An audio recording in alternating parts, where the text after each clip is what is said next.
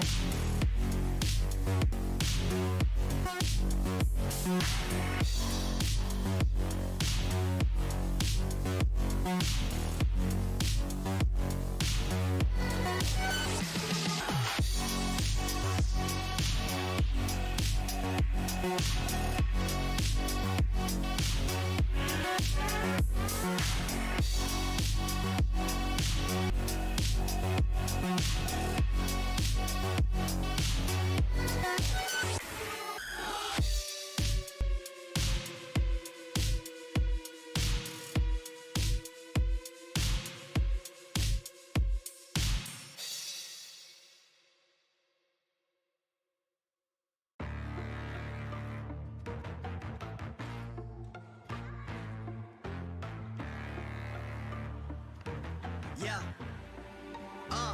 Money make the world go round. I'm trying to get it all right now. Everybody worry about the crown being. Look, homie, I'm the man right now. Talking to a peon, kind of time we on. Don't roll like the kind of take eons. Got a little buzz, it's time to go beyond. Can't look back, no time to hit rewind. Yeah, she wants to do S class. I'm like, boo, you must ask. They pour way too much in your glass. Just move your hips like a whole up class. Hit the gab, I talk that gap. Strut like up and I walk that shit. When I'm up, that's it. I'ma start living reckless. Get that bag, I'ma walk like this.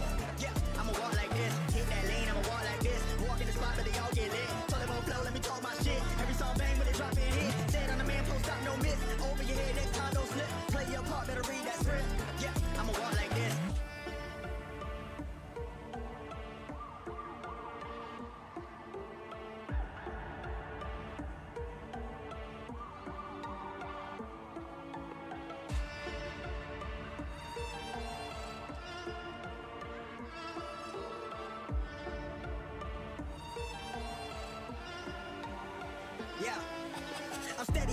money now. I'm trying to count to 100 down. That's daily. Gravy pay me. M's and M's, no Slim Shady. Make account going so crazy. Still live it up when I'm over 80. Flying, I'm hotter than Hades. Middle fingers up to the ones when I hate me. Come with more fire than I'm up like a drought. Everybody lying for a little bit of clout. Stay making moves like I'm trying to sell a house. That's how it be when you're raised in the South. Mama always said that this money be the death of me. Money can't buy you happy, but I never seen a sad man riding a jet ski. Time will tell, moving breakneck speed. First it was hate, now they drop my steez. Took small sips, now they drinks on me. Commas in the bank, that's all I need. Business first and chill after. Set to cruise, but not the actor. Work hard, let the money stack up while y'all broke like a stress fresh. My God.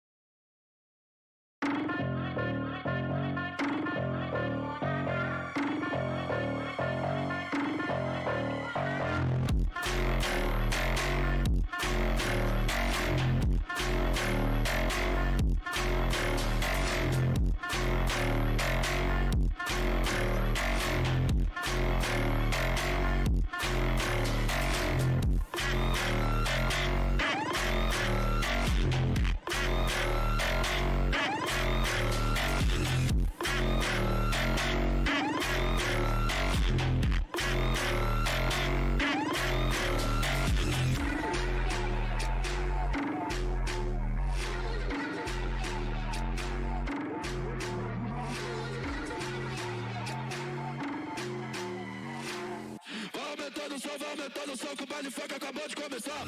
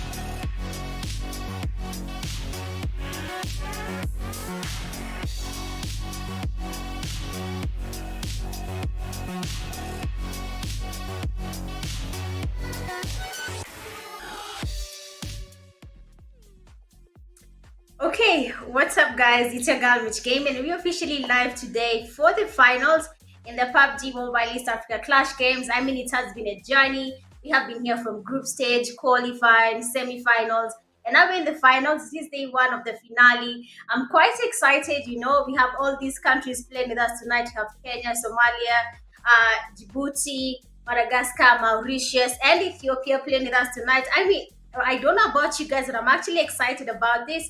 I want to see where it's going to go. We want to see how the players are going to perform tonight. It has been quite tight, especially in the semi-finals.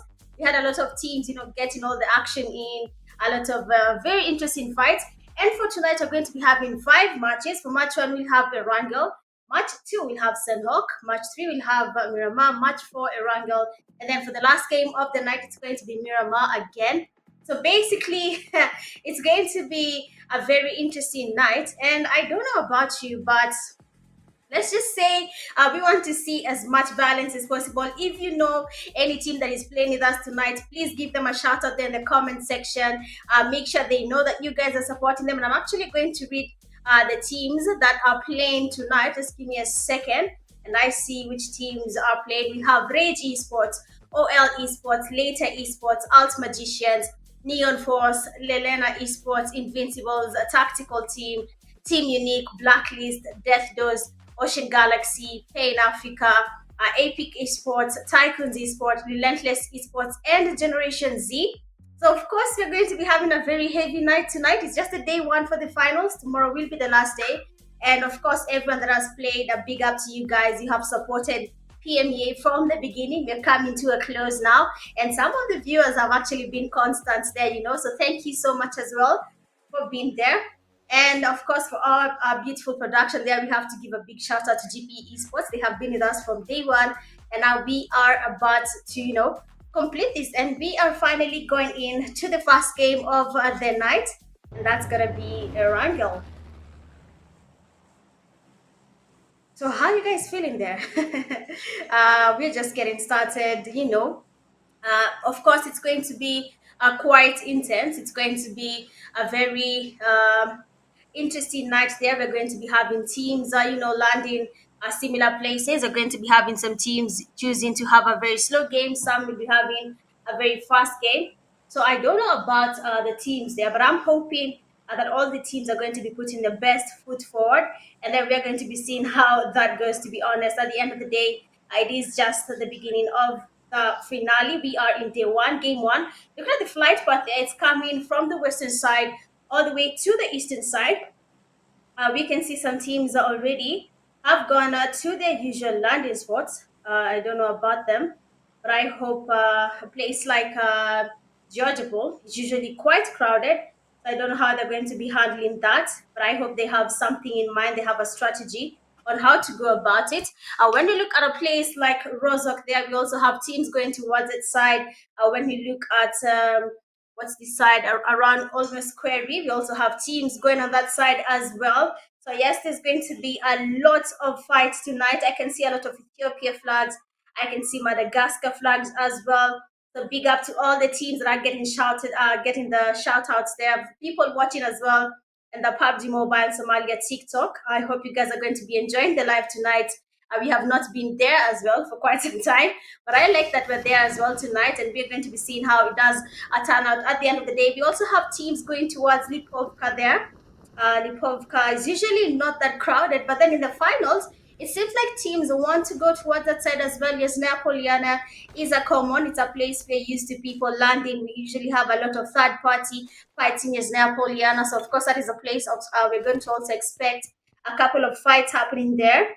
When we look at, let's just have a quick roundabout of where people are right now. When you look at Milta, there's a team there. They're going to be holding that place. They don't really have anyone landing where they are right now. Georgiapur is the most crowded as of now. Surprisingly, for the first time in a long time, along Quarry there, we have teams going towards that side as well. So that's, of course, going to be a little bit crazy, seeing that people are choosing to go as far as possible as they can in terms of the early game fights. No one wants to go back to lobbies early. But the good thing is, for every single team that has made it to the finals, they do get something from the prize pool. So please shout out your teams. Make sure they do as much as possible to get something from this prize pool. Looking at a place like Gatka, there it looks a little bit crowded. We know that Invincibles tends to land there. Also, Blacklist is a favorite of the Gatka side. Pain Africa usually go to Pochinki. We're used to that by now. So I wouldn't say I'm surprised to have that going on. But Paid Africa is a Pochinki goer. They're very quite common there. They usually stay on that side a lot of times. We have tactical team. Yes, Poliana, comrades. They are there. They're not leaving that place. I just said comrades, man. Forgive me for that. But we have Maze. They're coming from Torfino. Last time, while we were watching the semi-finale, we had Torfino, well, he got wiped. The S12K got two players directly. I mean, he just did an amazing reflex there, got his own first and second knock, easy peasy. So I don't know if that's going to be the same case tonight, but we're going to be watching to see if that's going to be the case. We also have Relentless eSports in the game, one of Ethiopia's best teams. They have a lot of fans there in the comment section, giving them shout outs. So, of course, they need to live up to their name, because if you have all these people in the comment section vouching for you, then you definitely have to do your thing and just make sure you have your thing going on. But for now, let's have a quick look at what is happening there in the game. Just give me a second.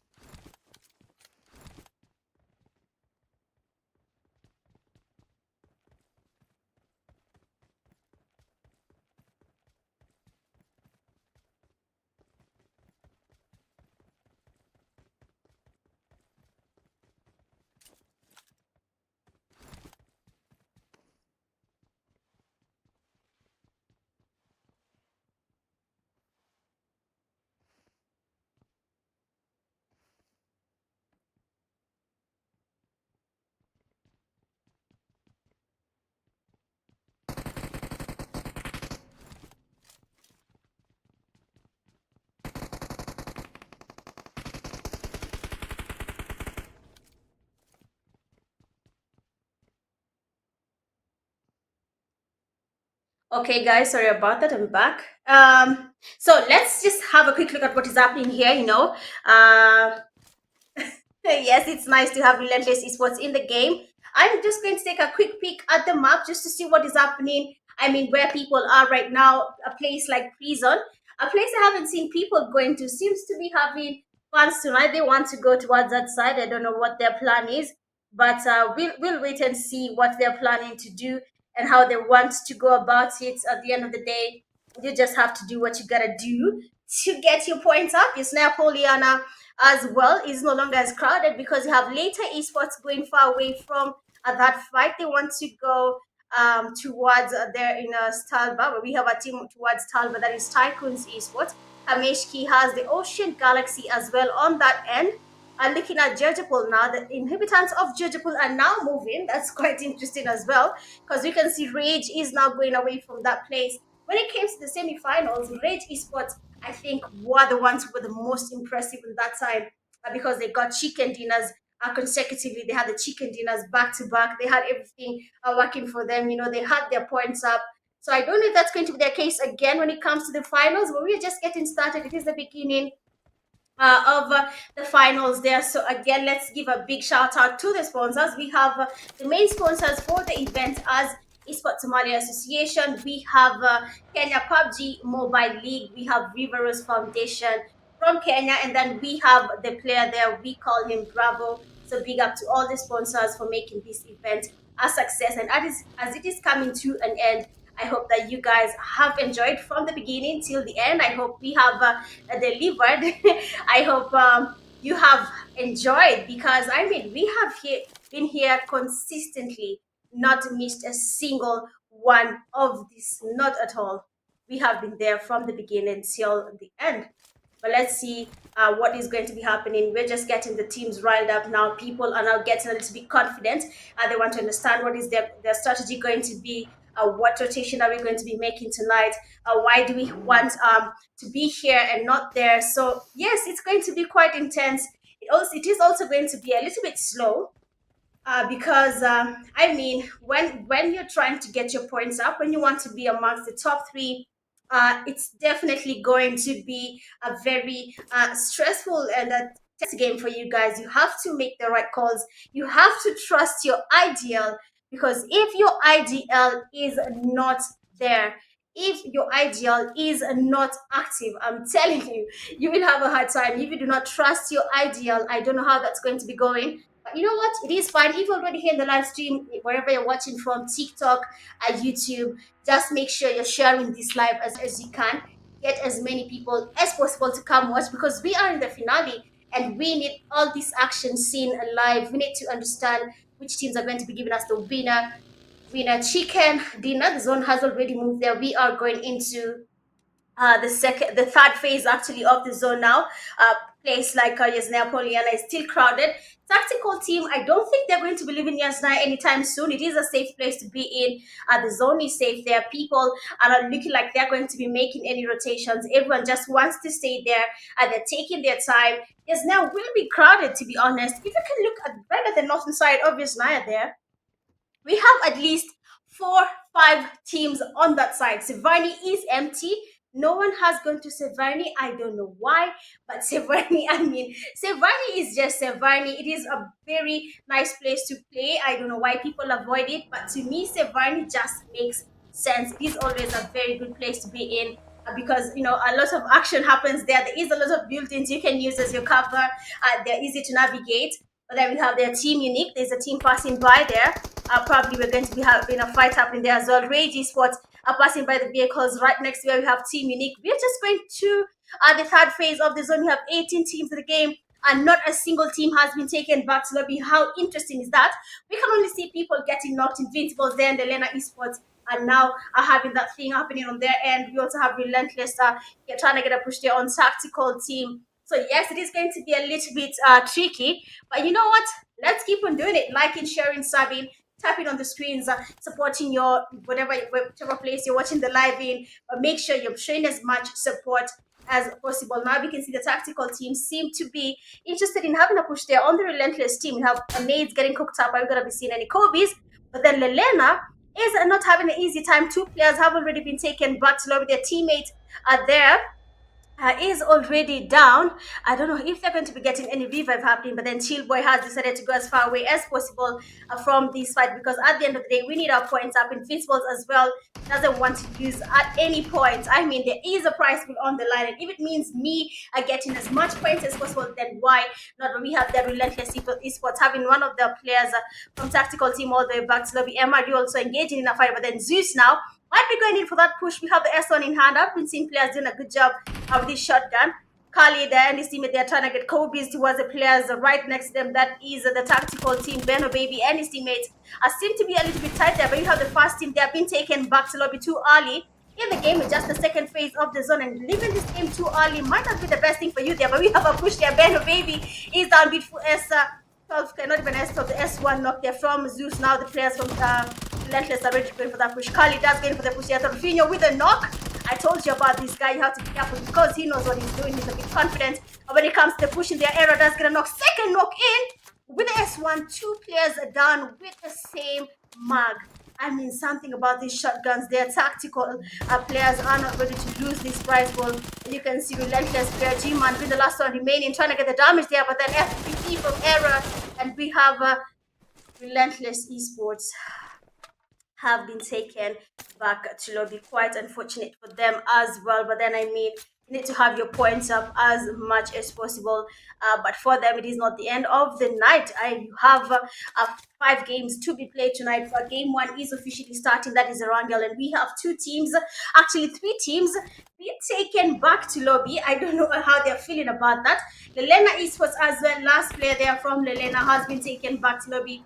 The 4 teams now have been taken back to lobby again. It is not easy. It's not looking easy for anyone at this point. People are being taken back to lobby one by one. We have the Neon Force getting pushed. We have the good damage there from Tony. Trying to get something happening, but then cover from Pubg does get him down. Neon Force is not going to be having an easy fight here as well. RAGE eSports does not go down easily. We've seen Pubg at his element. This is not even the first time we have seen him in his element. We know how he does that thing. We know how he gets his points up, and you can see what is happening already. And they're getting the players there from Neon all the way back to lobby.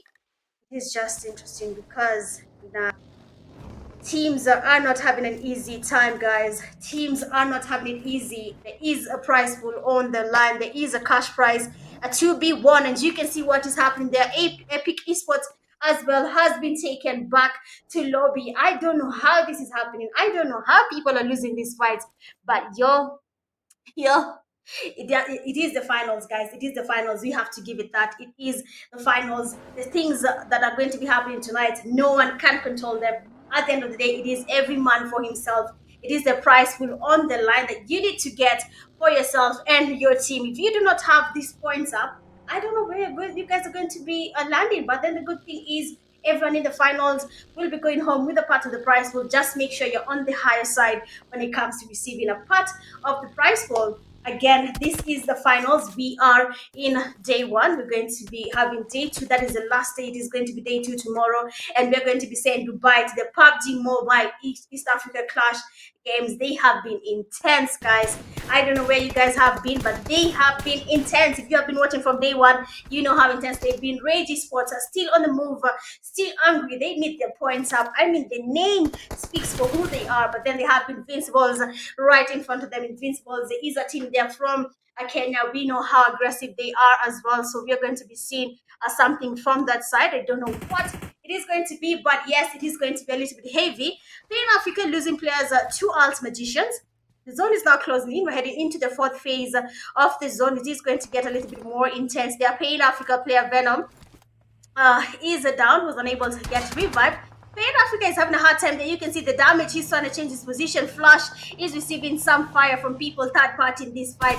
It is the finals. I'm gonna keep saying it. It is the final. ALTMAGICIANS player their smoke. They're trying to get the damage, and the Plain Africa player Flash is down. Plain Africa losing players one by one. I don't know about you, but then it's not looking good for this team right now. We have MGC Smokey trying to get the smokes up here, trying to cover his teammates as they get the healings, as they try to regroup. Plain Africa right now has just 2 players remaining. I don't know what their strategy is. I don't really know how they're going to battle it out. But then at the end of the day, where the zone is going right now, the hillside of Erangel towards Talba is the hardest place to play tonight. But then Pain Africa Ammo, that's going to knock their on Smokey. I don't think he's going to be able to get the revive there. We have Aim God as well. He's down. One person is able to get the revive here. Kelvin getting to revive one of his teammates. Pain Africa player Amo now smoking up the place, trying to get as much cover as possible. But is it going to be possible for him to get anything happening there on the MGC? The ALTMAGICIANS as well have been doing a really good job when it comes to these games. But you know what? We're just getting started, guys. This is the finale. I keep on saying, make sure the likes match the number of people watching. It is the finals. We can just hit that like button. You know, as you get focused, I know you're not gonna leave the live stream. You're going to be watching from the beginning until the end. There, Kevin does get spotted, does get knocked there. I don't think a revive will be happening here anytime soon. But then Calvin will be seeing the lobby now because no one is going to be able to get any revive happening on his end. They are Pain Africa trying to regroup, trying to get the points up. TYCOONS eSports on the other hand, one player is down.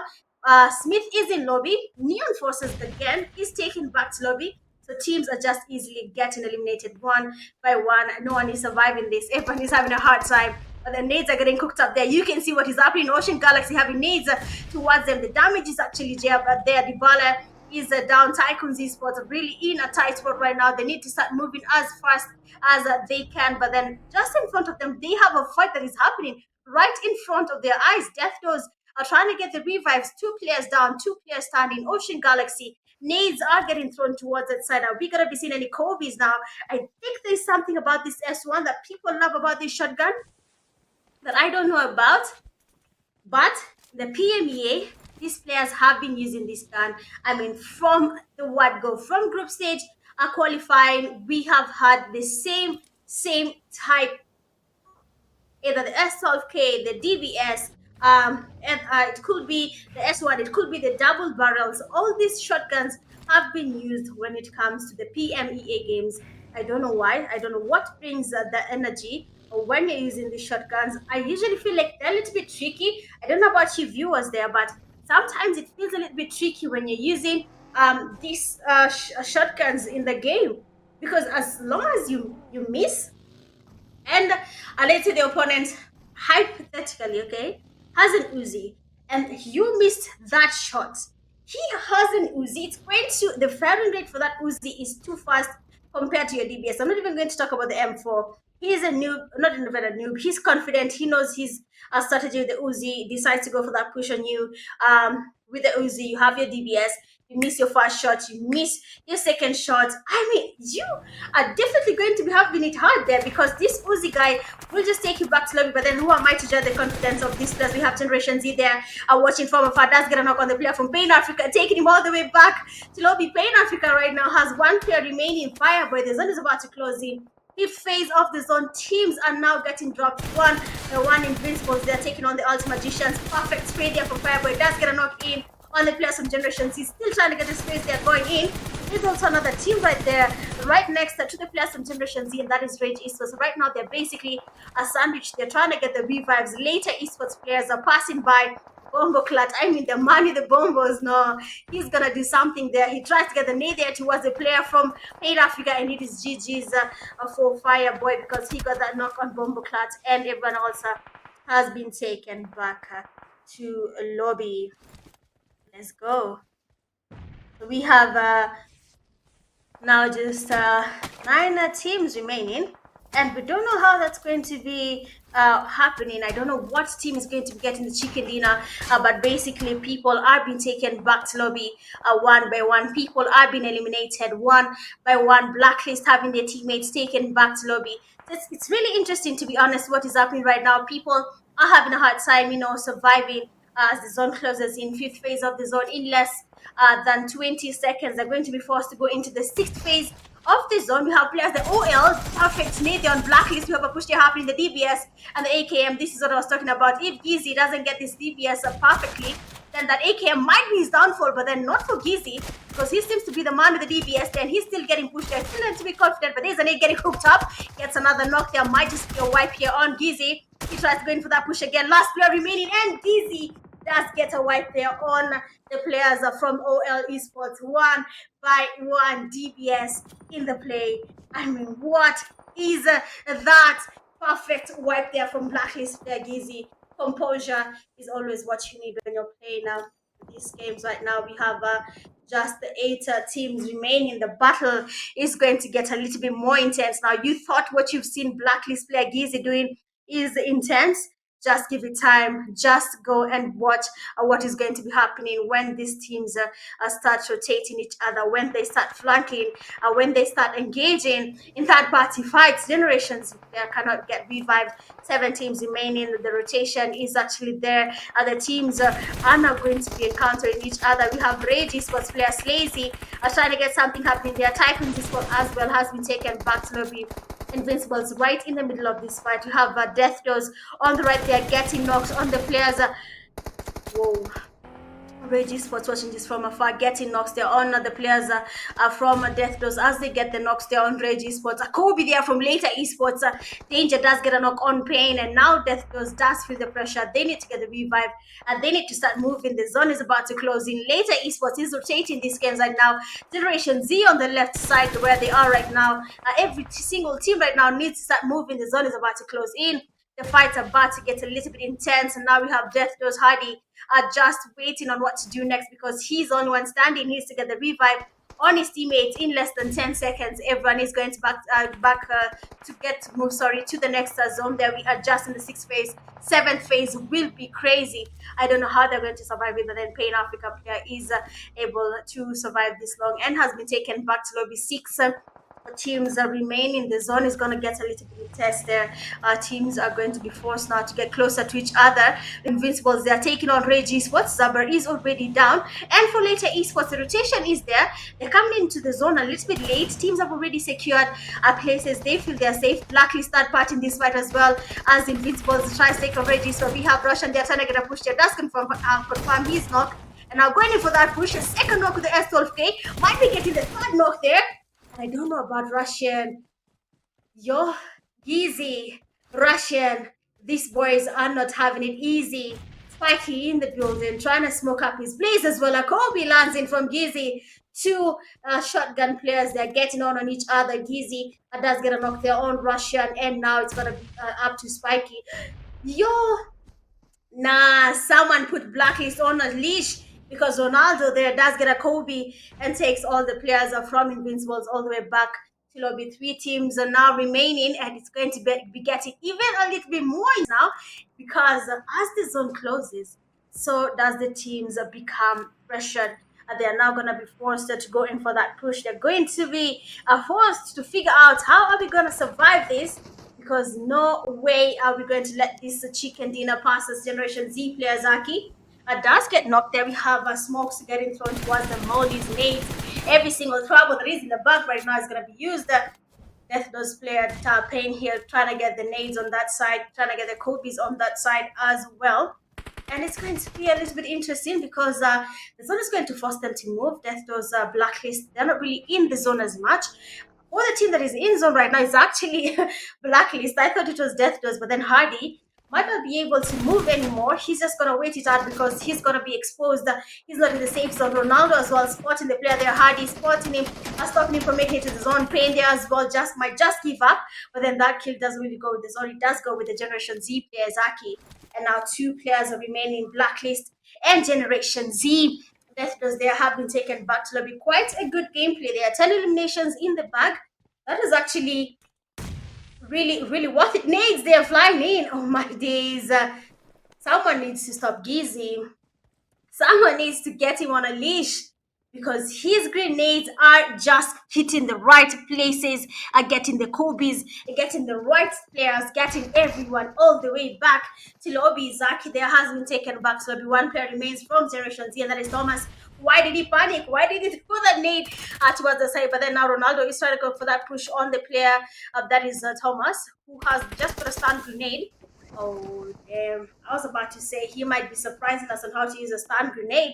But then that's not really the case. We have seen what has happened there. People have been eliminated unexpectedly. Blacklist, congratulations to you getting the winner chicken dinner for the first game of the night, guys. We have 4 games to go, but then This is crazy there, but let's see how this is going to play out. We have Blacklist getting the chicken dinner. We want to see what's going to be happening, but then GG's, I mean, I don't know about you guys, but that game one is exactly what a finale should look like. I don't know about you, but it is exactly what we wanted to see when it comes to this competition. It's just game one. It is the East Africa Clash. 6 countries being represented in the finale. So let's see how this is going to play out, okay? Let's see how it's going to be changing. Let's see what team is going to come up, you know. So far, Blacklist has gotten the chicken dinner. Things are going to be changing a little bit. Of course, game 2 to game 5. Things are going to be a little bit different as well in the middle there. So we're not going to be speculating and saying that, you know, it's something new, or no, Blacklist will get all the chicken dinners. I'm not going to say that because, I mean, some people in the comment section say that Ethiopia is going to win. I don't know. Probably that's going to be the case. It's going to be Ethiopia, you know. It's going to be Somalia. It's going to be Kenya. It's going to be Djibouti. It's going to be Madagascar. I mean, honestly, hands up. I'm excited. I don't know about you. I can feel the thrill, and I'm just the caster. I don't know about you guys, the people watching. I don't know if you can feel it, but I can feel it deeply. Looking at the stats there for this team, we have a Blacklist player Ronaldo getting 3 eliminations, a damage of 371. We have GLAXY, 7 eliminations and a damage of 737. We have Emperor getting 1 elimination, a damage of 198. And we have 1 Kuz, 0 elimination, 0 damage. It happens. 1 Kuz probably, probably he was just not having his day there in the game. These things happen, but you know what? We're just getting started. It is game 1. We're going to be seeing how this happens, how the teams are going to be represented, how the tables are going to be turning. But it is what it is there. GG's again to you, Blacklist. We have the stats there. Blacklist does get 21 points from that game alone. We have RAGE eSports getting 17, Death Does 15, Invincibles 13, Generation Z 12, Tactical Team 4, Pain Africa 4, Lita eSports 3, OL, ALTMAGICIANS, Team Unique, Relentless eSports, all of them getting 2 points from the game. And we have TYCOONS and Ocean Galaxy getting 1 point each, Neon Force, LALENA eSports, and Epic eSports, all of them getting 0 eliminations from that game. Again, GG's to you guys there. We love to see it. We have man of the match, GLAXY. I kept on saying it. Put this man on a leash. No one listened. And now he gets 7 eliminations, 737 damage, assist, a survival time of 23 minutes, and gets 4 knockouts. GLAXY, we saw it. He deserved the title. He deserved to be the man of the match, and we loved every single part of it. The Kobe's, the DBS. I mean, he was on fire, guys. I'm not gassing. People say they gas a lot. I'm not gassing. You saw it. But then Blacklist there, getting 11 eliminations in total, and RAGE eSports getting 14. Damage dealt on Blacklist there, we have 1,306, and we have on RAGE eSports getting 2,304. We have total knockouts on Blacklist as 6, and for RAGE eSports as 12. Total time in the blue, we have 8 minutes for Blacklist, and RAGE eSports spending 0 seconds in the blue. That means they did the perfect rotation when it came to that game. And that does make sense because we saw it. They were actually early in the rotation, and they got what was happening there on time. So GG's again to Blacklist and RAGE eSports. We have loved exactly what you guys have been up to. Looking at the zone rotation right now, let's have a quick look at what happened there, which teams made the right calls. I mean, when you look at a team like RAGE eSports, they came in, they got a little bit, well, I can say they were a little bit hell-bent in terms of where they were in the beginning of the game. Around just now, they were right there. We have a team like Those.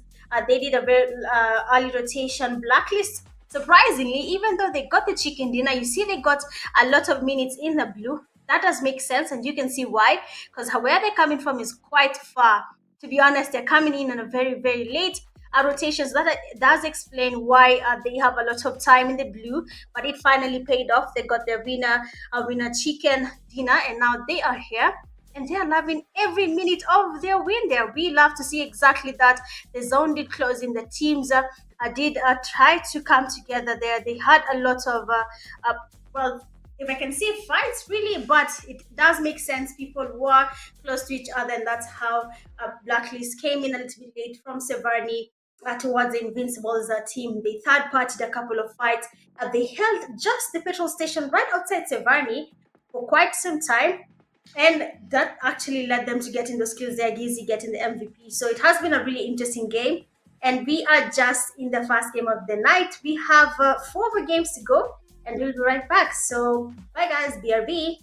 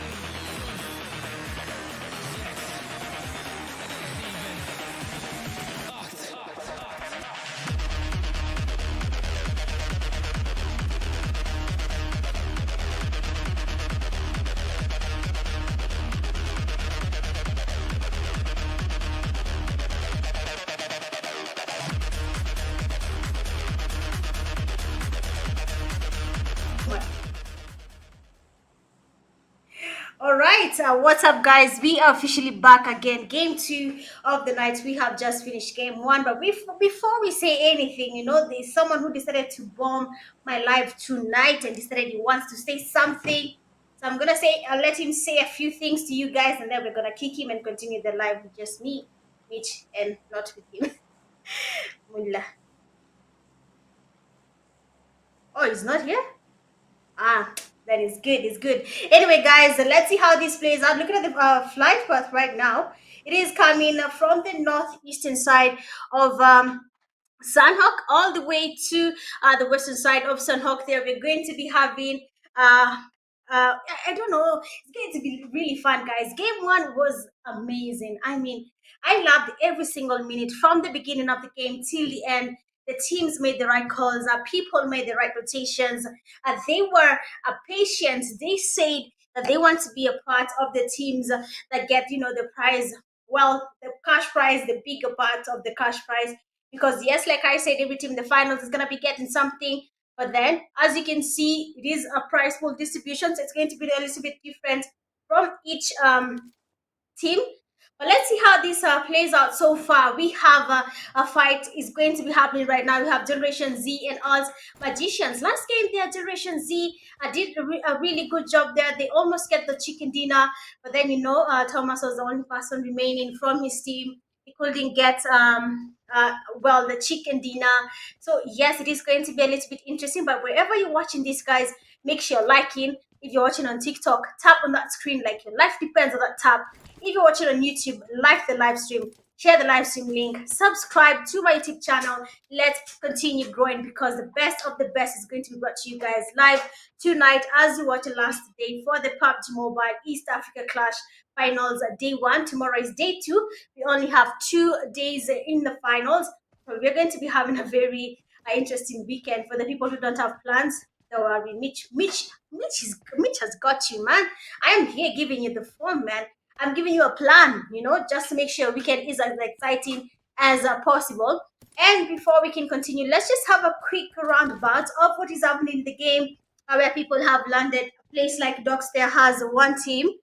Painan usually this crowded. We are used to Painan being crowded. So me has just one team. When you look at Ruins, there it has one team.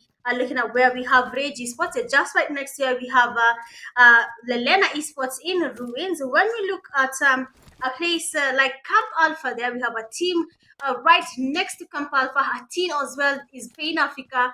For Pain Africa, they are usually used to playing on that side. They're usually looking for a chance.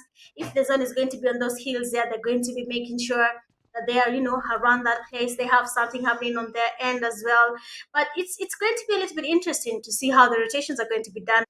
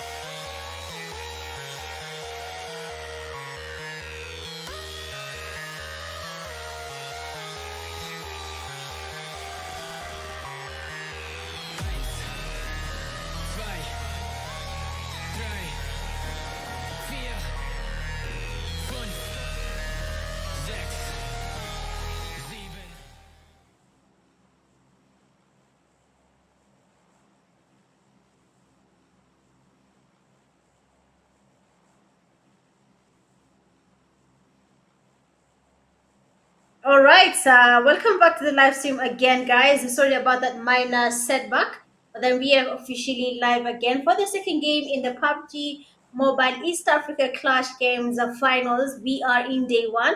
Tomorrow is gonna be day two, and it is your girl Mitch Gaming bringing you the commentary for these games. Just look at the top players with the most eliminations. We have Blacklist Geezy there.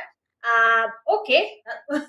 And also have top players, the most knockouts. You can see the stats there. But let's just have a quick look at the zone and see what has happened so far, how the zone is looking. It's coming from the northeastern side to the southwestern side of the Sunhawk. There we have the flight path coming from Mongnai to places like Nakan and Sanmi. So of course there's going to be a little bit of a fight there, just from these teams, depending on where they land. But that flight path was quite fair.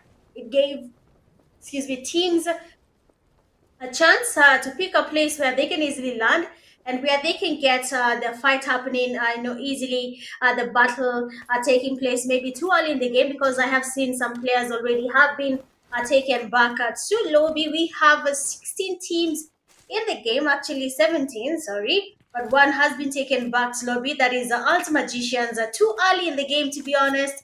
But then remember, it is 5 games to be played tonight. We are just in the second game of the night. Of course, the fight will be happening early. Like I said, this is Sunhawk, a small map, so people tend to learn together. Fights tend to happen. I mean, every single place might be having a fight at the same time, and you'll be seeing exactly that. Just give it, just see how that goes, and we'll see which team is going to be giving us the chicken dinner. Blacklist got the winner chicken dinner.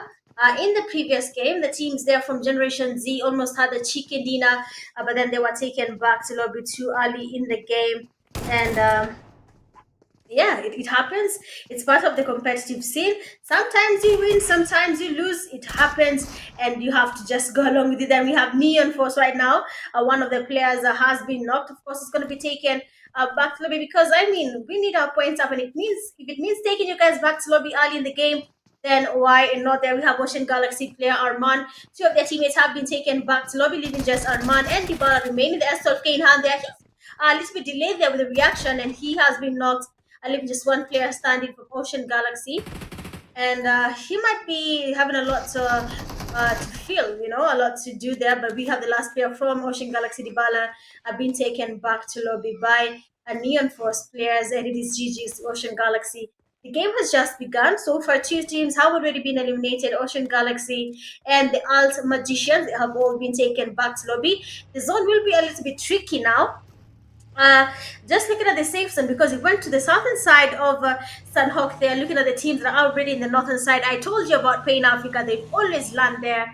They always go towards her team, towards the hills that are usually on that side of Sunhawk, so that when the zone closes in and it is on that side, they make sure they have hill advantage when it comes to the fights. When you look at Paradise Resort, you just have one team.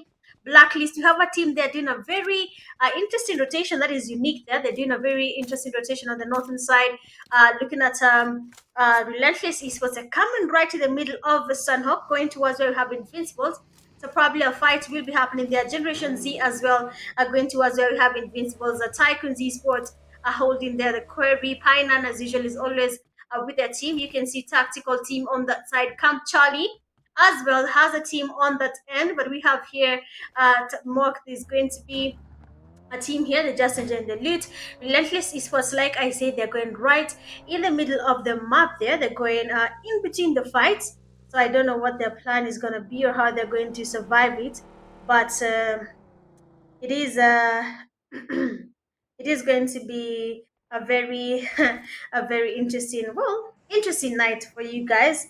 And I hope you guys are going to be as, how do I put it? As confident, yes, in your countries as possible. If you're watching the live, you're already here. Thank you so much for joining the live stream. Of course, make sure you're giving a big shout out to your teams. Whichever region you're from, make sure you're giving them a big shout out. Put their flags in the comment section. I try to tell people don't spam the comment section, but you are allowed tonight.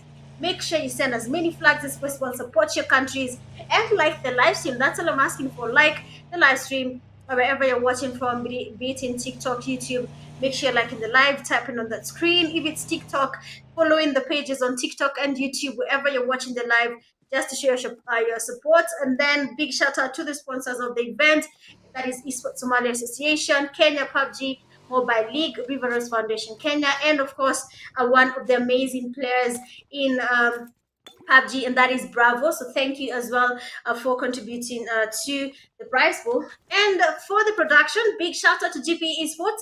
They are bringing you guys live stats for these final games. You can see what is happening. You can easily track what your team is doing. You can track their progress. You can keep on giving them the support they need. If you see they seem to be a little bit strained, don't come at them. You understand? Just tell them, it's just the beginning. It's just game 2.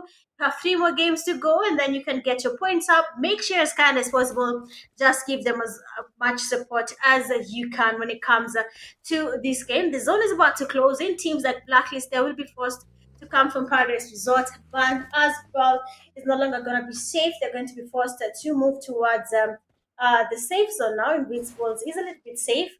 They don't have anyone on their end there for TYCOONS. They're going to be having people going towards them. That is going to be Relentless Esports, and behind Relentless, they also have a team behind them, and I believe that is a team in Pain Africa. Only the bridge here, one of their teammates is already down. For Epic Esports, one of their teammates as well has been taken back to lobby. So already you can see how interesting the game is about to be, how the events are about to unfold, the type of action you're going to be seeing tonight, what is going to be happening. It's going to be a little bit intense. So let's give it time and see how this works out at the end of the day. We still have the team here camping out of the zone. The zoners are in the blue zone, sorry. Even though they're getting damaged, they don't want Pain Africa to make it to the safe zone at any cost. We are just the second phase of the zone. The damage is going to be there. Pain Africa smoking out the place, trying to retreat to the vehicle here. Their teammates giving the cover fire, but I don't know how he's going to be planning to move and go to the safe zone.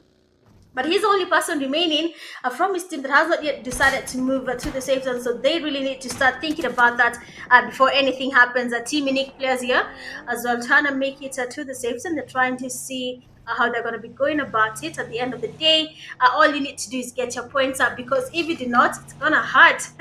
And we know once it starts hurting, you're going to start not making rational decisions. You're going to start pushing unnecessary fights. You're going to be engaging in them. So it's going to be a little bit crazy. But we'll have to see exactly that. We'll have to see when players just try to get their points up there. We can see the players from LALENA eSports are spotting as well. Tactical team. But Tactical team, they are basically sandwiched right now, because you can see RRAGE eSports getting the damage on their end as well. LALENA eSports just trying to do their thing there. I just remembered someone told me that the Somalis want a little bit of Somali, and I realized I only know Kale. So, Kale, what do you like that live? I don't know what to say past that, guys. And I know Oksono. I don't know if that's a Somali name, guys, but you know what? I try my best. If I can speak your language. That Oksono name came from that Nakupenda Mimi Sana type of song. But you know what? We're just having a good time here in the live. I'm going to try my best to say Kale a lot so that the Somalis can, But also, if you're there from Ethiopia and you want me to say something, don't mind it, as long as it's not something insulting, as long as it's just something nice like how are you in your language, I'll go with that.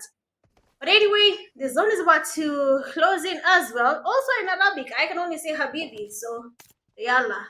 That's all I can speak. That's the much language I can add in the live stream that I can. Past that, I don't think there's anything I can add. But we have the zone there now about to move. We're looking at boot camp right now. It's no longer a safe place to be. So Neon Force, after getting their win there against Ocean Galaxy, now they need to start moving towards the safe zone. They have Invincibles right in front of them. Blacklist as well towards the players from Invincibles. So teams right now, to be honest, are feeling the pressure. When it comes to these fights now in the second game, they have 5 games tonight.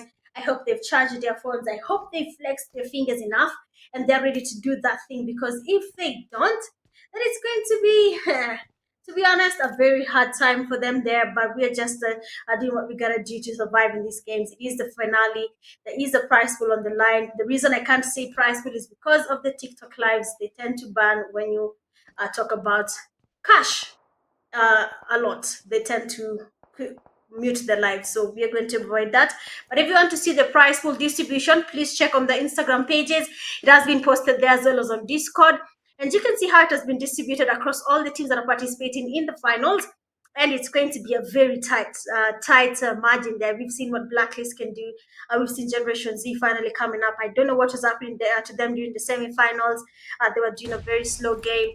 They were making the wrong calls. I don't know why, but their captain there was just having a good time, to be honest. I don't think he was ready for that. But then we have Invincibles. Someone asked about Spiky, and he's here finally about to show us why he has fans asking about him and where he is. And you can see now Spiky trying to cook up a nade. Might just be a Kobe on one. Kuz right in front of them there with the Orb, waiting patiently. Ronaldo as well, keeping it safe there. Doesn't really want to engage, but then I don't know what his plan is, because he's moving a muscle. Gizi there does get a knock on Spiky.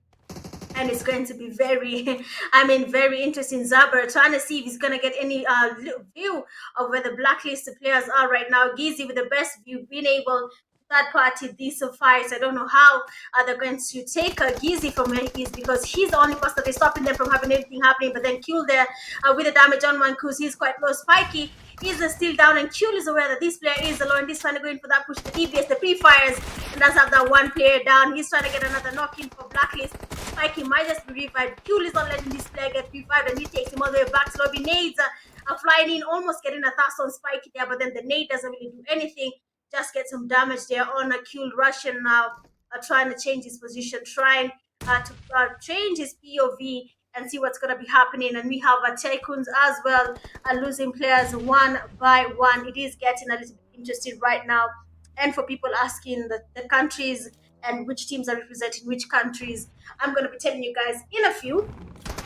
Excuse me. Or you can look at the right side there on the stats. You can see Zaba and Russia trying to go as far away as possible from this fight there. You can see the damage they're risking it, basically trying to retreat right in front of the enemy team is not the best thing to do. Spiky is the down invisible player. Spiky has been taken back to lobby, quite unfortunate. Later eSports here are taking on the players from Relentless. They are in a very tight spot there. I don't know how they're going to be engaging in this fight. As you can see, Zeus where he is right now. You can see how they're trying to get the revive. Nate will be forced to get this revive. They are in the caves. Another very tricky place to play in Sunhawk. This is the only place I don't really go in, and I just cause, well, it's never that easy to play in such places. And we have someone asking again, which team is representing which country, guys? Look at the right side of the live. You'll be seeing the flags of the teams, and you will be able to see which team is representing which team. There we have Blacklist. Ronaldo being the only person remaining from his team. Gizi is down. Gizi, man of the match previous game, is unfortunately not, because the place is basically surrounded. We have a lot of teams basically everywhere. So that's also a very interesting thing to see how it's going to be playing out. Tactical teams, players, that is Torfinho. I've not seen him in his element tonight, but I know how good he can get there. The damage on Epic 47 is quite high. He's still cooking up with that nade, because he knows this guy is going in for that push. Might just be the perfect pre-nade, but then not able to get any damage. You have 47 trying to get the push there, and has been third-party. Storm there. I've been able to get the cover fire on his teammate, but then Epic eSports has another player in their pocket ready to take on the player from Tactical Team. Torfinho is down, and now we have just 14 teams remaining. Tactical Team is amongst the 14 teams that are they going to be remaining, or is it going to be Epic eSports? I've been taken back to lobby. 99k being the last player remaining. Every single player, the DBS, the pre-first, the DBS, and I mean tactical player Stone. This is the second time you've seen he's good at the DBS, and he has finally done that thing. Just to give you a heads up on the countries being represented: Blacklist, Somalia, Deathdoes, Somalia. Let me open you on this other side so that you can know the teams that are being represented and from which country is being represented, because we have we have a lot of teams from every region. You have 6 regions. We have Madagascar, Mauritius, Djibouti, Ethiopia, Kenya, Somalia. All these teams are here in these games. You can see RRAGE eSports Madagascar, Gen Z Somalia, Invincibles Kenya, Tactical Team Somalia, Neon Force Somalia, Later eSports Somalia, Pain Somalia, Relentless eSports Ethiopia, OL Madagascar. Djibouti, sorry. Djibouti. Nate, they're trying to go in the bush, but the S12K does get a beautiful knock, and of course it's going to be an immediate fast. They have just 2 players remaining. That is Zeus and Nate. Another knock in from Nate, and of course it's going to try to get the fast here. The players are from Generation Z are now facing fire from Relentless eSports, but then that does not mean they're going to be going down easily, and it is GG's to Relentless eSports. Finally, they have been able to survive that, but unfortunately his teammate Nate there has been taken back to lobby, and now Zeus has to show the fans from Ethiopia that they are going to be living up to their name, and they're going to be giving them the chicken dinner they have been asking for, even though he's just but a solo. Relentless eSports has proven time and time again that they are a good team and they can get anything happening for their side. We have Unique, Mauritius. We have ALTMAGICIANS. I believe Magician should be Somalia, right? We have TYCOONS eSports from Kenya, Ocean Galaxy Somalia, Epic from Kenya, and we have LALENA eSports from Madagascar. So those are the teams that are in the game, the countries that have been represented. 6 countries are being represented in this game. And we want to see what is going to be happening, because I mean, people are doing that thing.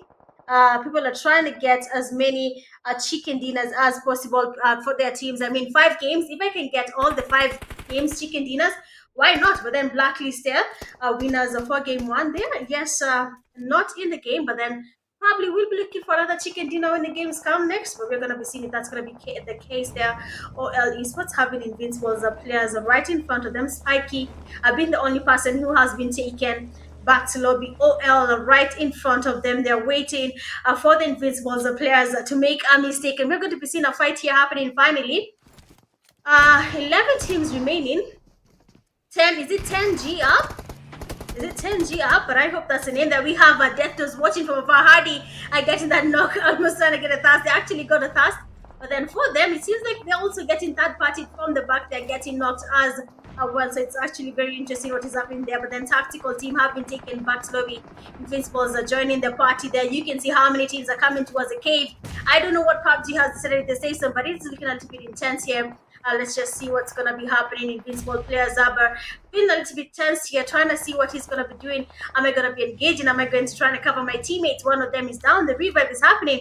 Our teams are joining the party. Everyone is literally everywhere. What are we going to do tonight? But then Invincibles players finally have been able to get the revive there. 8 teams remaining. LALENA eSports right in this cave right now. We had a player there from Relentless as well in the cave, hasn't been spotted yet. Killed, they're getting cooked, literally cooked. Using a molly, and we have the Deathdos players. They're trying to get a push up in there. Hardy going towards Zaba, but then Zaba does not take any else. The perfect DBS knock, taking him all the way back to lobby, and now Zaba is going to be able to get the revive as the players from Deathdos try to get closer and get as many knocks as possible on the Invincibles team. The zone is about to close in again. It's going to be damaging. Someone there with their host there has been spotted. Zaba does get knocked here and taken all the way back to lobby. Russian trying to get anything happening here, but then the zone is not his friend. Does get a good amount of damage, but then GG is the Russian. The zone wasn't just not giving it tonight. We have now just 6 teams remaining. Look at the intensity of this zone. Players are swimming literally in the cave just to survive. RRAGE eSports taking on the fight there. LALENA watching from afar. Tacos is down. LALENA not LALENA, Unique making sure that they got the task happening there. Deathdos there. Phoenix getting the nades towards the players from later eSports. Tricks with the nades coming in towards Deathdos as well. So we can see what's going to be happening here. We have Tix getting a little bit damaged. Whiskey is a little bit low. RRAGE eSports players lazy. I mean, the DBSs tonight are on fire. I don't know what is happening, guys. It is the finals. The pressure, I mean, it's getting too intense, and you can see why. The prize pool is on the line. And they need to do everything they can to get their points up there. We have just 5 teams remaining. Deathdos players trying to sneak into the safer place of the zone. Just like in the next 10 seconds, we're getting into the 8th phase of the zone, and you know how intense that's gonna be. You can see Zeus there trying to get the nades towards TT Sexy. So if basically, I don't know why the zone is like this. Zeus is the most stressed player right now. The zone is a little bit intense. TT Sexy is down. The nades are definitely getting the damage there. He's right in front of Zeus, and Zeus is going to be forced to go towards Sexy. So yes, it's going to be a test there, but we have later eSports of Whiskey. They're getting a spot here on Bomboclat. Gets to knock him, tries to get the task happening there, but then takes the cover. And I mean, Dov is all the way back to lobby. Later eSports, they're trying to get the save on their teammate, but that was not possible because the player was taken back to lobby. Relentless player Zeus, they're going towards TT Sexy. He's basically smoking up the whole place. 4 teams remaining. The zone is going to be closing again. The damage from the zone will be intense. TT Sexy spotting the last player from Relentless eSports. GG's again to Zeus. I mean, he survived that game, trying to stay in that cave the longest, and all these teams coming towards him. That does make sense that he was having a hard time, but then he finally got the points up and saved some points for his team. So GG's on that. 3 teams remaining later: eSports, RAGE, and LALENA as well. So these 3 teams are going to be fighting for the winner chicken dinner. Remember, in the finale, every point counts. If you get your chicken dinner, that is even better. If you get your 10 points from just winning the game, you just way ahead of everyone. When you get now your kill points up as well, you'll be in that thing, getting to be ahead of every single team right now. RRAGE eSports player getting spotted. TYCOONS is down. Tix is down. RRAGE eSports player Lazy with the DBS, and I mean again another DBS wipe. RRAGE eSports Lazy. I told you about RRAGE eSports when they were playing in the semi-finale. RRAGE eSports was basically right up. They got their points up, they got their chicken dinners, and finally they're trying to do that thing again. I don't know how they're doing it, but man, RRAGE eSports, they never disappoint. RRAGE eSports is ready to raise their country's flag as high as possible, and it is paying off finally. And you can see what is happening there. The points are definitely up there. You can see they're getting to get their name raised as high as possible, because at the end of the day, that is what matters. They need to be as up as possible. Yeah, everyone now is just doing the emotes, because you know what? RRAGE eSports, this is a given winner chicken dinner, because as you can see, it looks a little bit tricky. And there we go. I didn't even have to talk about it and say, oh, RRAGE eSports will go into that push. I didn't really have to do that. And you can see what has happened there. Winner chicken dinner on RRAGE eSports. All of them are having a good time, dancing, chilling, having a good time. And I mean, game 2, I think, was the fastest game you have watched. Game 1 was not that fast. Game 1 was, a little bit slow. At game 1, people waited for the last zone, engaged in their fight. But then game 2, I mean, cave was the worst place to be in. For the beginning of the game, Relentless eSports had that. They were the ones in cave, and they were the ones who were supposed to, dominating the cave. But unfortunately, Nate was the only one remaining from their team. He was going to be forced to do, a lot of camping and a lot of fights, just to make sure he gets as many points as possible for his team. And yes, he did do that. And well, for RRAGE eSports, they were lucky right about the cave. That did give them a head start. And yes, Lazy, I believe, is going to be the man of the match. Gets 6 eliminations, a damage of 647. Pew, 3 eliminations, a damage of 997. TYCOONS, 1 elimination, a damage of 856. We have Melio, 0 elimination, a damage of 258. So GG's again to you, RRAGE eSports, for that beautiful winner chicken dinner. For RRAGE in this game, they got 10 placement points and 10 elimination points. So that's actually really good. I was talking about that. And they got themselves 20 points in. DeathDoes getting 17. We have later eSports coming in third there with just 10, tied with the Relentless. Neon 4-7, LALENA 7, Invincibles 5, tied with Team Unique, Generation Z, Tactical with 4, Blacklist, Pain Africa, TYCOONS eSports, all of them getting 1 point each from that game. And then we have OL eSports, ALTMAGICIANS, Ocean Galaxy, and Epic eSports getting 0 eliminations from 0 points, from that game. Like I said, man of the match there, we have RRAGE eSports players Lazy, 6 eliminations, 647 damage, 1 assist, survives a total of 20 minutes and 35 seconds in the game, and does get 4 knockouts from that. So GG's again to you, Lazy. We have loved the DBSs. We have seen how he had control when he was getting pushed. And as you look at the head-to-head here, for RRAGE eSports and DeathDoes, RRAGE eSports does get 10 eliminations, DeathDoes 14. Damage dealt for RRAGE eSports 2,758, and for DeathDoes 2,514. Total knockouts on RRAGE eSports 11, and for DeathDoes 13. Total time they blew for RRAGE as 0 seconds, and for DeathDoes as 16 seconds. So GG again to you, RRAGE eSports, for the winner chicken dinner. DeathDoes, I think they went into the lobby as a 3rd, 4th team. So this is on their end. Just have a quick look at the rotation there for these teams and how they figured out the rotations. Look at eSports, the team that got the winner chicken dinner. When the game began, they seemed to have a little bit of a slow game there. They did the rotations there, went towards the shores, just came in slowly, and they went directly to the cave there. They're just a little bit close to the cave. Later, eSports also relentless. They were not even in the cave in the beginning of the game, but then as the game began to progress there, they went towards the cave there. They engaged in the fight. They stayed in the cave for quite some time. Later, eSports as well was there. They are the team that made it quite hard for Relentless eSports. And then we had the players from RRAGE eSports going in on that place again, taking their time, enjoying the fight there. They actually, for RRAGE eSports, they maintained a very slow game there in the cave. And then finally, when the fight started becoming a little bit intense there, they went a little bit back, and then later eSports stayed there. But for RRAGE eSports, they stayed right above the cave, okay? They engaged with every single team that came towards them, and then finally now it has paid off, and they have got their winner chicken dinner for tonight's second game. Like I said, we have 5 games tonight, and this just been the second game. We'll be going to the third game in a few minutes, but for now, we'll be seeing you guys right after the break.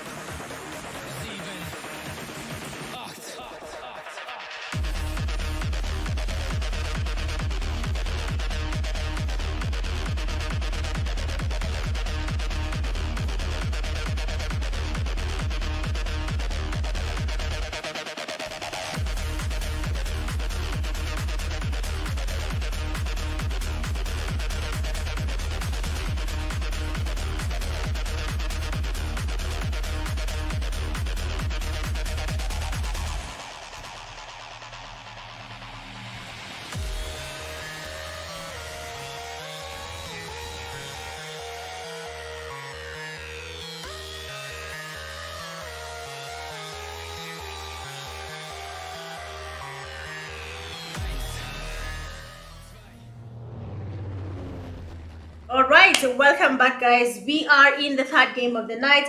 We have watched exactly two games so far. Erangel, Sandhawk, and Miramar. Erangel, we had the players from Blacklist getting the winner chicken dinner. Then we came in to game two. Sandhawk was quite interesting as well, and we had the team there. RRAGE eSports getting the chicken dinner. So far, two countries have already been represented. Even the other countries as well have been represented one way or another. Even though they didn't get the chicken dinners, it is something that happens sometimes. So yes, GG's to you, every single team that is playing tonight. Y'all are doing a good job. You have gotten your points up. You are basically, making your fans there in the comment section happy. And I believe they are proud of you guys. So yes, if you're watching the live, guys, wherever you're watching, again, make sure you do the necessary like the live as much as you can. It is TikTok, tap on the screens there. If it is YouTube, please hit that like button. It is just a simple tap on the like button. If you're yet to subscribe, hit the subscribe button and be a part of the community here. We're going to be having a lot of lives from time to time, so make sure you do that as well. And for the new people in the live, welcome. We love to see you here. And those who don't know me, I go by the name Mitch Gaming, and I am the one casting for day one in the East Africa Clash Games for the finals. And of course, we're going to be having finals day two tomorrow as well, same places, TikTok and YouTube. So make sure you turn on your notification bells just to be notified when we go live. But as of now, let's have a quick look at the zone here. We see where people have landed. Well, the usual PUBG tends to surprise people. You can see the safe zone has decided to be on the northern side of Miramar. Quite interesting, to be honest. And only, I think, three teams are on the safe side right now because LALENA eSports is a safe, Team Unique is safe as well. TYCOONS eSports might be a little bit safe if they go towards the safe zone. Looking at the sides of El Pozo, Montenuevo, we have a lot of teams crowding that side. We have at least four teams on that side. Picado, there's a team there. Los Leons, there's a team that is RAGE eSports. Picado, it is later eSports. Ocean Galaxy, right in the middle there, right next to Chuma Serra. There's going to be something happening there because we have Gen Z there as well. Relentless eSports landed quite a little bit far there. We cannot see them that much. Puerto Paraíso also has a team that is a Neon Force. So basically, everyone is a split throughout the game. For tactical team, they're yet to know where they're going to be landing. For me, where they are right now seems to be the good place. There's a lot of buildings. There is going to be a lot of loot there for them to enjoy. So the best thing is to just continue with it. And just try as much as possible, to keep their points up and be on the safe side when it comes in terms of looting and enemies and then teams around them. They need to put that in mind as well. But like I said, if you're seeing a country that is a team that is representing your country, put their name in the comment section, put their flag up high, tell them you're watching, tell them you're supporting them, write their names in the comment section, give them shout outs just so they can know that they have people that are supporting them throughout the East Africa Clash Games finale day one. The game in Miramar might be a little bit because we don't have a lot of teams that are closer to each other. When you look at Montenuevo, we have two teams there, Invincibles, as well as Death Dozo. El Pozo still crowded. There's tactical team right outside of El Pozo. But in El Pozo itself, we have the ALTMAGICIANS as well as the players there from Epic eSports as well. There's a team there, that two of them in El Pozo. We have LALENA eSports making it the first move into the safe zone. They're already making their rotations just right on the northern side of water treatment there. In Africa as well, looking at a bit safe on the eastern side of the safe zone. They are a little bit safe for now, but they have to be careful because on Junkyard, there is the OL team right next to them. Their graveyard still has TYC. Impala has Neon Force, Los Leons still has RAGE eSports. So yes, it's going to be taking a little bit of time before we can have any fight happening. So of course, it's time for some little bit of banter here and there. So how you guys feel in the comment section? Make sure you say hi there in the comment section. I'll be sure to say hi to you as well and tell me where you're watching the live from. A big shout out to GP eSports, of course, for the beautiful production. If you want the same production, they are just but a text away on their Instagram DMs. Just reach out to them, same name, GP eSports, and they'll be giving you the same type of production. When it comes to the sponsors for the East Africa Clash Games, big shout out to the eSports Somalia Federation, big shout out to Kenya Pubg Mobile League. We have Riveros Foundation Kenya, as well as the player they are known as Bravo is also part of the sponsors when it comes to the East Africa Clash game. So GG's to you, all the sponsors. We appreciate you guys. Thank you for making this event a success. And of course, the people that have made this work up to now is the players. They are the biggest sponsors when it comes to the East Africa Clash games.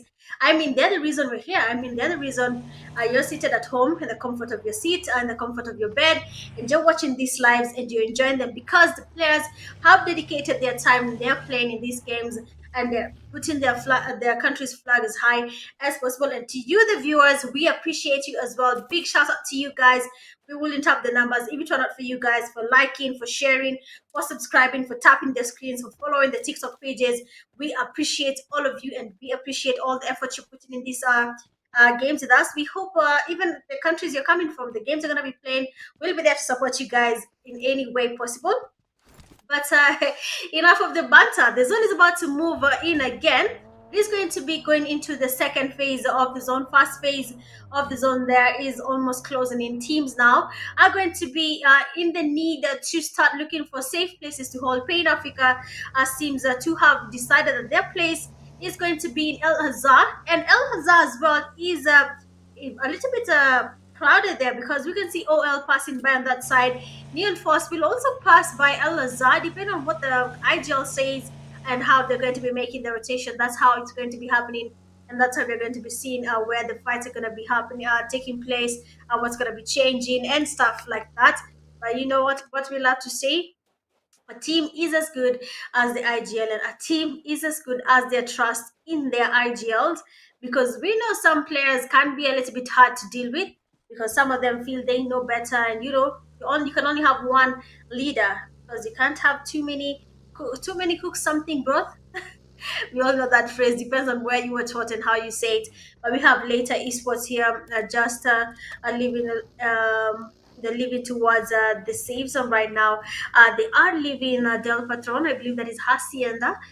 They live in that place right now. Water treatment as well. No one wants to go to water treatment. I don't know why, but water treatment is usually a good place to be in whenever there's no one, because the tanks there, the stairs can be a little bit confusing if you're not familiar with that place. We have the team there that is Blacklist making a very, and I mean a very late rotation. We saw this same rotation from them in Erangel, where they decided to go right around the map itself, came into the zone a little bit late. They spent around 17 minutes in the blue zone. That's quite a lot. But you know what? If that strategy works, we can use it. Ocean Galaxy as well, seems to be implementing the same strategy. They are making the late rotations. They're going towards the safe zone.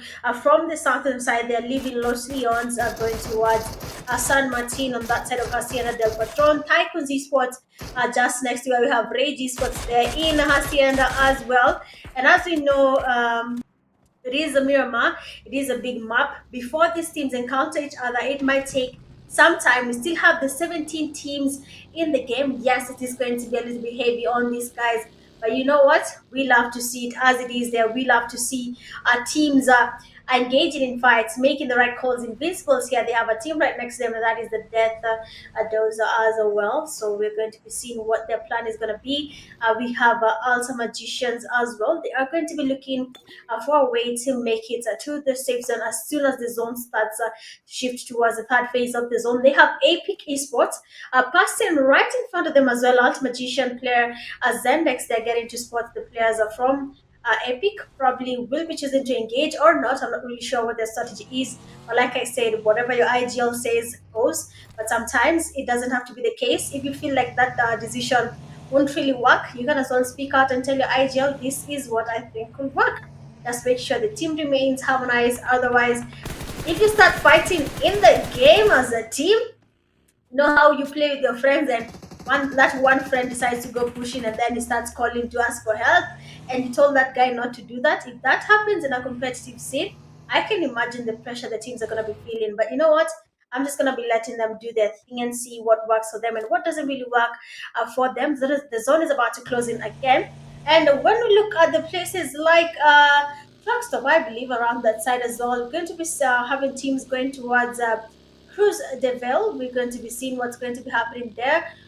Places treatment is still empty. Hacienda Del Patron still has one team, that is a TYCOONS eSports. Death Dose is also doing a little bit of some rotations with the vehicles. I don't think that's by chance. I think that's their strategy, and it does work. If that works for you, then why not? Hi Felix, hi Panther. Like I said, if you say hi in the comment section, I'll be sure to say hi to you. Let's have a little bit of banter there. Let's have a little bit of how you feeling type of day that we can enjoy the live stream together. The zone is about to close. The Ocean Galaxy finally making it to the safe zone. I cannot see blacklist yet, so that means they're still trying to come closer to the safe zone. We have a team in it. They're going towards water treatment. They have Invincibles right next to them. ALTMAGICIANS also going towards. They have Generation Z and the Death Dose. So that's going to be a fight happening there. Tactical team right on the northwestern side of Miramar. They're trying as much as possible to avoid this fight as much as they can. That's totally okay as well. But remember, as soon as the zone closes, you're going to be forced to engage in a fight. Their Generation Z player is down. Maliboy, they're trying to get the cover on his teammate Death Dose. But is it going to really work, to be honest? Because Phoenix there is really going in for that push, really aggressively, ready to take on the players from Generation Z. Kazu's there coming in with the flank might just be the saving grace for these players because if Death Dose is not aware, but then you can see the players from Death Dose are aware. Just try to get the damage there, and Kazuz is down. That means the Death Dose did get to hear them, and now Thomas are trying to pick up a nade. It's going to be a Kobe on Hardy. They're coming for that push, and nade needs to get flying, and it is GG's to the players from Generation Z. They have been taken back to lobby. GG's to you guys, and they are the first team to be taken back to lobby. We have now just 16 teams remaining in the game. It's going to be a little bit intense now because once the zone starts closing in, that's when now you start feeling the pressure of doing that thing that is getting as many points as possible. You start to wonder, are we doing the right rotations? Are we at the right place at the right time? And the zone is about to move again, or going into the next phase of the zone. Of course, the fights will start happening now. You can see Ahmada as well. There's a team there, OL, Pain Africa right above them. Players from Neon Force closing in as well. But then the zone decides it's going to be going to the water treatment, and no single team wants to go to the place in water treatment. Not even a single team has said that is a place they're going to be holding, but it's fine. Every team with their strategy. You have LALENA eSports there, having a chill time here, taking the sweet time. I don't want to expose themselves at any point. You have the magicians as well, just moving around the baggies. They're trying to make it to the safe zone as of now, and they should really start focusing on how they're going to be getting the points up because at the end of the day, we can all see where the teams are as of now. RAGE eSports are leading with 37 points in total. Death Dose not that far in with 32 points right behind them. We have a blacklist as well. There are 22 Invincibles getting 18 Generation Z in lobby, but they already have 17 points in their bag. Later eSports having 13. We have Relentless with 12 there. So you can see what is happening really. On the right side, the stats are live thanks to GPE. You can see what your country, your teams is doing, how they're representing your country. What do you think, how are they going to perform? Which country do you think is going to be getting the chicken dinner for this game? But then you have RAGE eSports taking on the players from Neon Force. Pubg, they are trying to get their into the S4K, but then that doesn't really work out, and now Tacos is going to be forced to go in for that push there to help his teammate Neon Force player Mercy. I know Mercy cooking up a nade there. Klaus getting pushed and it is down for the player. They're taking him all the way back to lobby. I mean, Melio did not think that through because you can see what happened there. He went directly into Klaus's spray now, and Neon Force having just one person remaining standing from his team. Does get the quick fast there with Taco's side, and Taco cooking up a nade. It's going to be a Kobe. He immediately stops cooking up that nade, and now it's time for Klaus to cook up a nade as well. Tacos might be a little bit late with that nade, and Klaus's nade might just be the Kobe we need, and it is GG's there on RAGE eSports. Unfortunately, this is not their game tonight. RAGE eSports has been taken back to lobby. They just got a little bit comfortable there, and they have been taken back to lobby. So GG's to you guys. We have tactical player there taking on Pain Africa, but the Neon Force, luckily on that, they were able to survive that fight, and that means they're going to be able to engage in more fights. I'm hoping they're going to be giving the same calls there, trying to get as many points up as possible for their team as they enjoy the finals, the day one games. All the key points they're getting from engaging in the fight. The zone is about to close in again. Still, no team has gone towards the water treatment. I do not know why.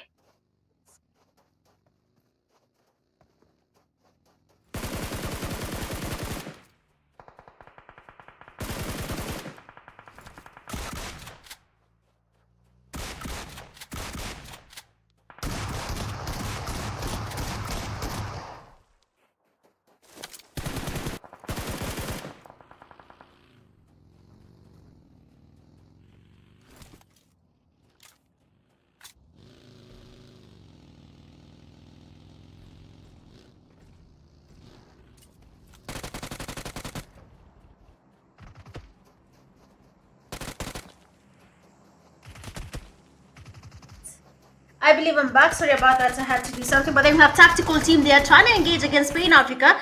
Well, we're coming in from the back there, and luckily does get a knock there on Stone. And Pain Africa now luckily surviving. 2 players just remaining. Tactical team right now have also 2 players remaining from their side. I don't know what their strategy is going to be, but I can just tell them, just make sure you get as many placement points as possible. Remember, it is the finale. Every single point counts. Neon Force now finally engaging in another team now. They have OL eSports watching him from afar. No Mercy is down. That OL right now is going to be forced to engage, and a beautiful spray there from Klaus getting 2 players down. Moel, and then now we have the cover spray there. Tony does try to get the push happening there. OL eSports has 2 players down, but so does Neon Force as well. Tony making the right call, going in for the revive on his teammate Klaus. No Mercy as well is still down. He might be able to make that revive depending on what OL Esports plan is when it comes to this push now. Already one of their teammates, 2 of their teammates are down. They're trying to get the revives. And No Mercy being down, it means the player there from Neon Force is going to need to get the revive happening as well, because you need to have as many numbers as possible in your game. Neon Force players, Klaus there does change his position, about to get a little bit of flank happening here, and we're going to be seeing what's going to be happening, or whether it's going to be enough or not. Someone said the sound here in the game is as important as the visuals. So depending on how you try to take on a fight, depending on what you can see and what you can hear, that's what really matters at the end of the day. If you don't have good earphones and you're playing a competitive scene like the East Africa Clash, my friend, you just better stop playing the game, because I don't think you're going to survive it. Because you saw that Kobe there from Neon Force, it was all about the earphones and how he can hear the player from Neon Force getting closer to him now. And we have Death Close player there, Whiskey, trying to get us closer to the fight that is happening next to them as much as possible. A beautiful knock there. We have the Whiskey getting the first knock in, and of course that's going to be a confirmed task, because why not? It is a competitive scene. I need my points up as much as possible. Beautiful nade there from the Whiskey. Doesn't really get anything happening, but then he tries to cook up a second nade on the player from Unique right in front of him. Might just be the nade that works there, and we have frags there getting Kobe by the Whiskey. Another molly in just to make sure he confirms that knock. The players from Death Close right now going to be going for that push there. Phoenix also covering the team there from right above them. The players from MGC getting closer. Phoenix spotted one of the players. I can see how intense it is getting. The zone is about to close in now. Teams are not going to be engaging in fights. I mean, they waited until the 6th phase of the zone to engage. A total of 14 teams waiting till the 6th phase of the zone. I don't know about you, but devices are about to get a little bit hot here in the last game and the last fight here in Marama. But we can see the players that are getting knocked from ALTMAGICIANS. Players from Death Close are not letting this slide. Kevin are trying to get something happening there on the players from Death Close. The damage on their side is really high. Tactical team being taken back slowly. A Kobe directly on Kevin's face, and now 1 player remains. ALTMAGICIANS are trying to make it to the safe zone, but then the Whiskey decides, I am actually a good sprayer in this game, and it is GG's to you guys. And GG's the ALTMAGICIANS, a team they have been taken back to lobby with just 11 teams remaining. Now teams have been eliminated one by one. Teams are being taken back to lobby. They don't have anything to do other than try as much as possible to survive in this game. It's getting a little bit hard. It's getting a little bit unstable for anything to happen in these teams. And you know what? We love to see exactly that. We need to love to see people fighting for their slot there. LALENA eSports not having it easy as well. Epic team are trying to get as many nades and knocks and fast there on their side, getting the task there with the nades. The Epic team player 44 with the perfect spray. We can see a Mau Rebellion player there. Epic Games doing that thing there. Looking at the players from LALENA. We have a sniper. Quite a long time Since I saw a sniper playing in a competitive scene, but we have unique player getting knocked there by Ocean Galaxy, LALENA eSports player Chill Boy, also closing in on the players from Epic. We just see players are still standing from LALENA. We can see later eSports as well, third part in this fight. 48k smoking out the place. Might be looking to change their position. TT Sexy almost exposing himself, but we have a grenade coming towards him. I don't know if it's going to be a Kobe, but then Beautiful cover. Not really cover, but then we have a third party fight there.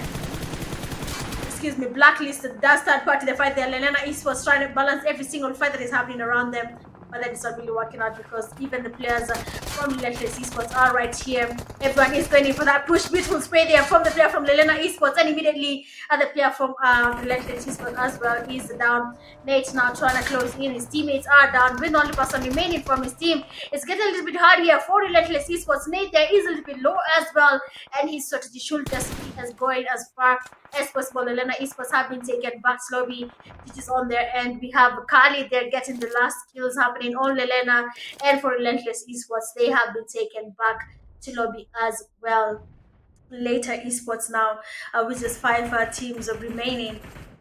I don't know how this happened. We had 14 teams in the beginning of the 6th phase of the zone, and now we have just 5 teams remaining. Later eSports right there in the fight. Ocean Galaxy as well. We can see a lot of tension. Later eSports hasn't moved the muscle. They have the safest place in the game. They are in the safe zone. They are trying to get as many kills as possible. They are third party in the fight. For TYCOONS eSports, they are in a tight spot right now. TYC top are getting surrounded by the players from Deathloss. Hardy might just give us a Kobe on top, but is it going to be a Kobe? The nade does get some damage on top. Then we have a second nade getting cooked up by Hardy. Is it going to be a Kobe on top? Doesn't really get something happening there, but then now this time the molly might just be what the player from TYC needs to get cooked up a little bit here and taken back to lobby. The molly doesn't really get any damage happening there. Now you can see the player there is almost seen that he wants to go in for that push. We have later eSports getting the revive on their knocked teammates. Remember, there's 5 teams remaining. Last player from Ocean Galaxy has been taken, not really last player, but one player from Ocean Galaxy has been taken back to lobby as well. Phoenix, look at the Ocean Galaxy players. Arman trying to cook up a nade there. That's starting to have something happening there, but then a beautiful spray there. Phoenix that's got the damage on Arman. He's a little bit low there. He needs to get the healing up, or else Deathloss will be taking Ocean Galaxy all the way back to lobby. Phoenix, knowing that he's low, he goes in for that push, and now 3 teams that remain in Ocean Galaxy is taken back to lobby. Deathloss and Neon Force and later eSports been the last teams that standing there. You can see Neon Force having players getting knocked one by one. Later eSports as well. The players from Deathloss seem to have a little bit of composure. They're taking their time. They're watching this fight from afar. Danger are just waiting on the players from Neon Force to get closer. His teammate is down. The revive is of course happening because they have the numbers, and so does Deathloss. The only team right now that doesn't have the numbers is Neon Force. They have just 3 players remaining from their team. Nade's getting cooked up here by Tix. Is it going to be a Kobe? The nade does actually land towards the players there, but doesn't really get anything happening there. Deathloss are passing by the players from Neon Force, and you can see the cover. Every single team right now trying to get a taste of Neon Force. And later eSports, third party in this fight. Deathloss as well, third party in this fight. Nade's coming towards Neon Force. No mercy is low. The player there, RD from Deathloss, watching from afar, does get a knock there on the players from Neon Force. And now Klaus, the only person remaining from his team, trying to make it safe. So, but is it going to be possible? I don't think so, because the players from later eSports are going to be stopping while he tries to take it to the safe zone. Now it's going to be just a Deathloss, and the players from later eSports, the damage there from the UMP is quite perfect there. The spray with the force scope, actually I don't think I've seen many people do that, but then Hardy is down. Later eSports trying to get a revive on their knocked teammate as the players from Deathloss going for that push. S12K is in. I mean, I don't know the last time I saw an S12K clutch. We have not seen it. We only saw it in the first game. Erangel, the pre-nade does get the damage happening there. Phoenix as well cooking up nades, and later eSports player Bombo Clat is down. Phoenix does not stop there. Cooks up another nade. Ramo is down as well. Last person standing. Later eSports will be forced to engage in the fight. Danger just trying to get something happening here. Nade is getting cooked up. He's going to be taken back slowly with that Kobe, and the players from Deathloss go in, and it is GG's to later eSports, and congratulations to Deathloss for that beautiful winner chicken dinner. We loved to see exactly that. So GG's to you, Deathloss, for winning that game. Y'all deserve that. Big up and good stuff. Oh sorry. And big up to you guys for that win. Y'all deserved it. You have fought every single fight. You have gotten your points up. You have gotten your chicken dinner finally. And the rotation there from Deathloss was actually perfect. They took their time. came from the lower side, from the northern side. They did the southern side, sorry. They did their rotation quite a little bit late, but then it actually paid out. Neon Force was there, later eSports was there. I mean, it was a tight spot, to be honest. You have to say it. It was a little bit tight. They were trying to survive as much as they could. Yes, they had a lot of third-party fights.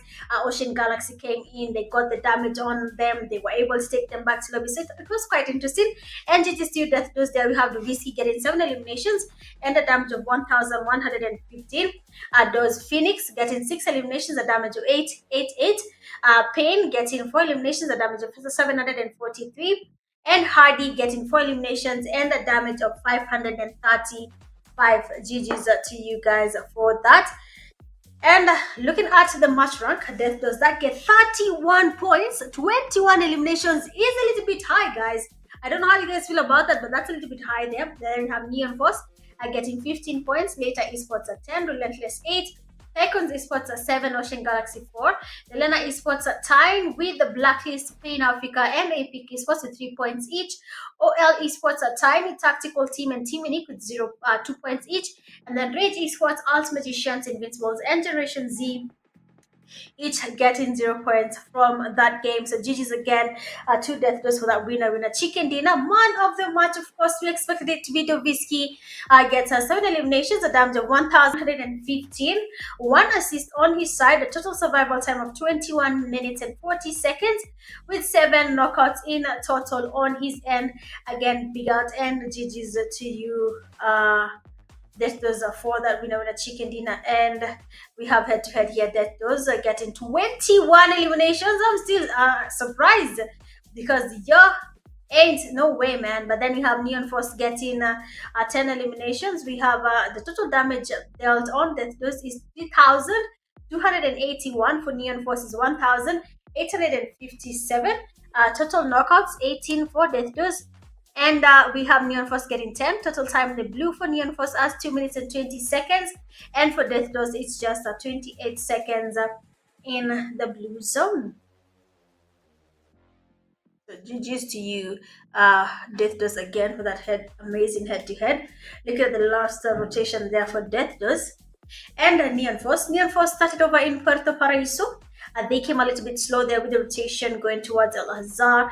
For Death Dose there, they started towards the western side of Miramar, going towards into the safe zone. And they passed by water treatment. I thought the zone was going to close in there. Later eSports as well. They went there across Cruz de Bell, water treatment as well. We had Neon Force going to Ahumada. TYCOONS as well coming towards the southern side of water treatment in Hacienda. So these 4 teams actually surrounded this place there. They had a lot happening on their side. They got their points up. And you can see exactly what happened here. We had them coming closer to each other. TYCOONS eSports are just stealing towards water treatment. Death Dose actually was the team that made it hard for TYCOONS to make their rotations there. Later eSports held the best compound. The zone closed in on them. They sat basically at the same place for the longest time possible, and we had them doing their thing. They're getting their knocks, their thirst. They did survive that, and of course that led to them getting the winner chicken dinner. At the end of the day, we loved to see exactly that happening, and it was interesting to have Death Dose get their chicken dinner. Well, guys, that is the 3rd game of the night. Was Miramar. We have 2 more games to go, and we'll be seeing you guys right after the break. BRB.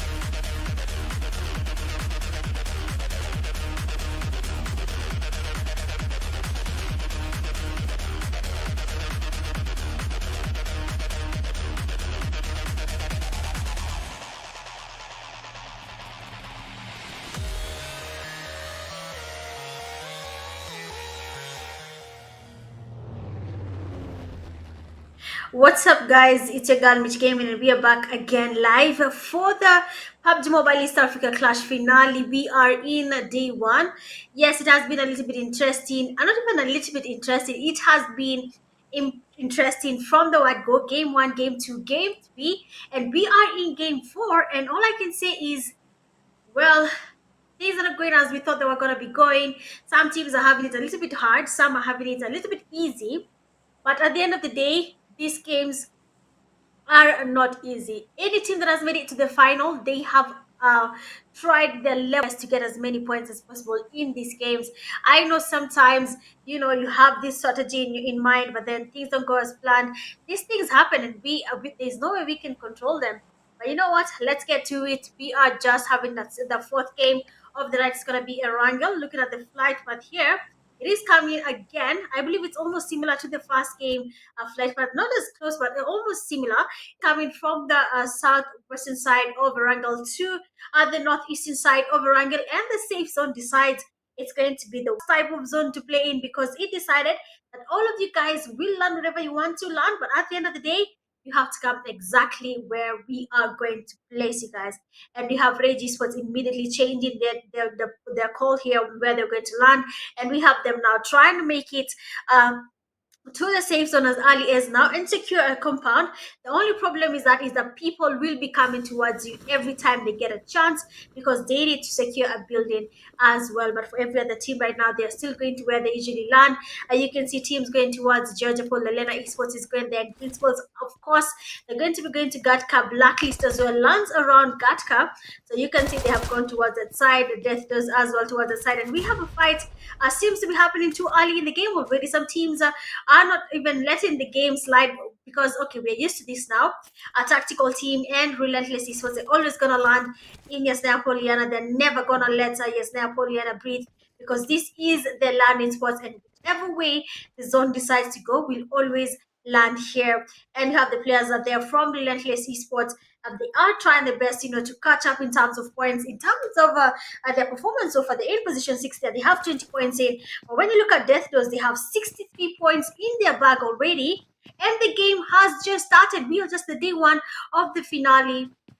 They have already 63 points in just 3 games.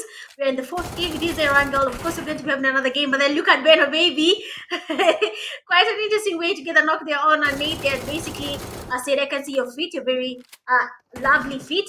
And why not, try and get a knock happening there? And we have Zeus there, quite damaged. And Beno Baby is going to be trying to go in for that push. Does get the fast there on a Nate. And now G-Man there trying to get a push happening there for the player from Tactical Team. He seems to be a little bit confident, He's ready to go in for that push. Being the only person for me seen that is closer to Relentless. Everyone else is not that close. As Zeus and his teammates, they were going to be forced to engage in a fight against this solo. Things could go either way.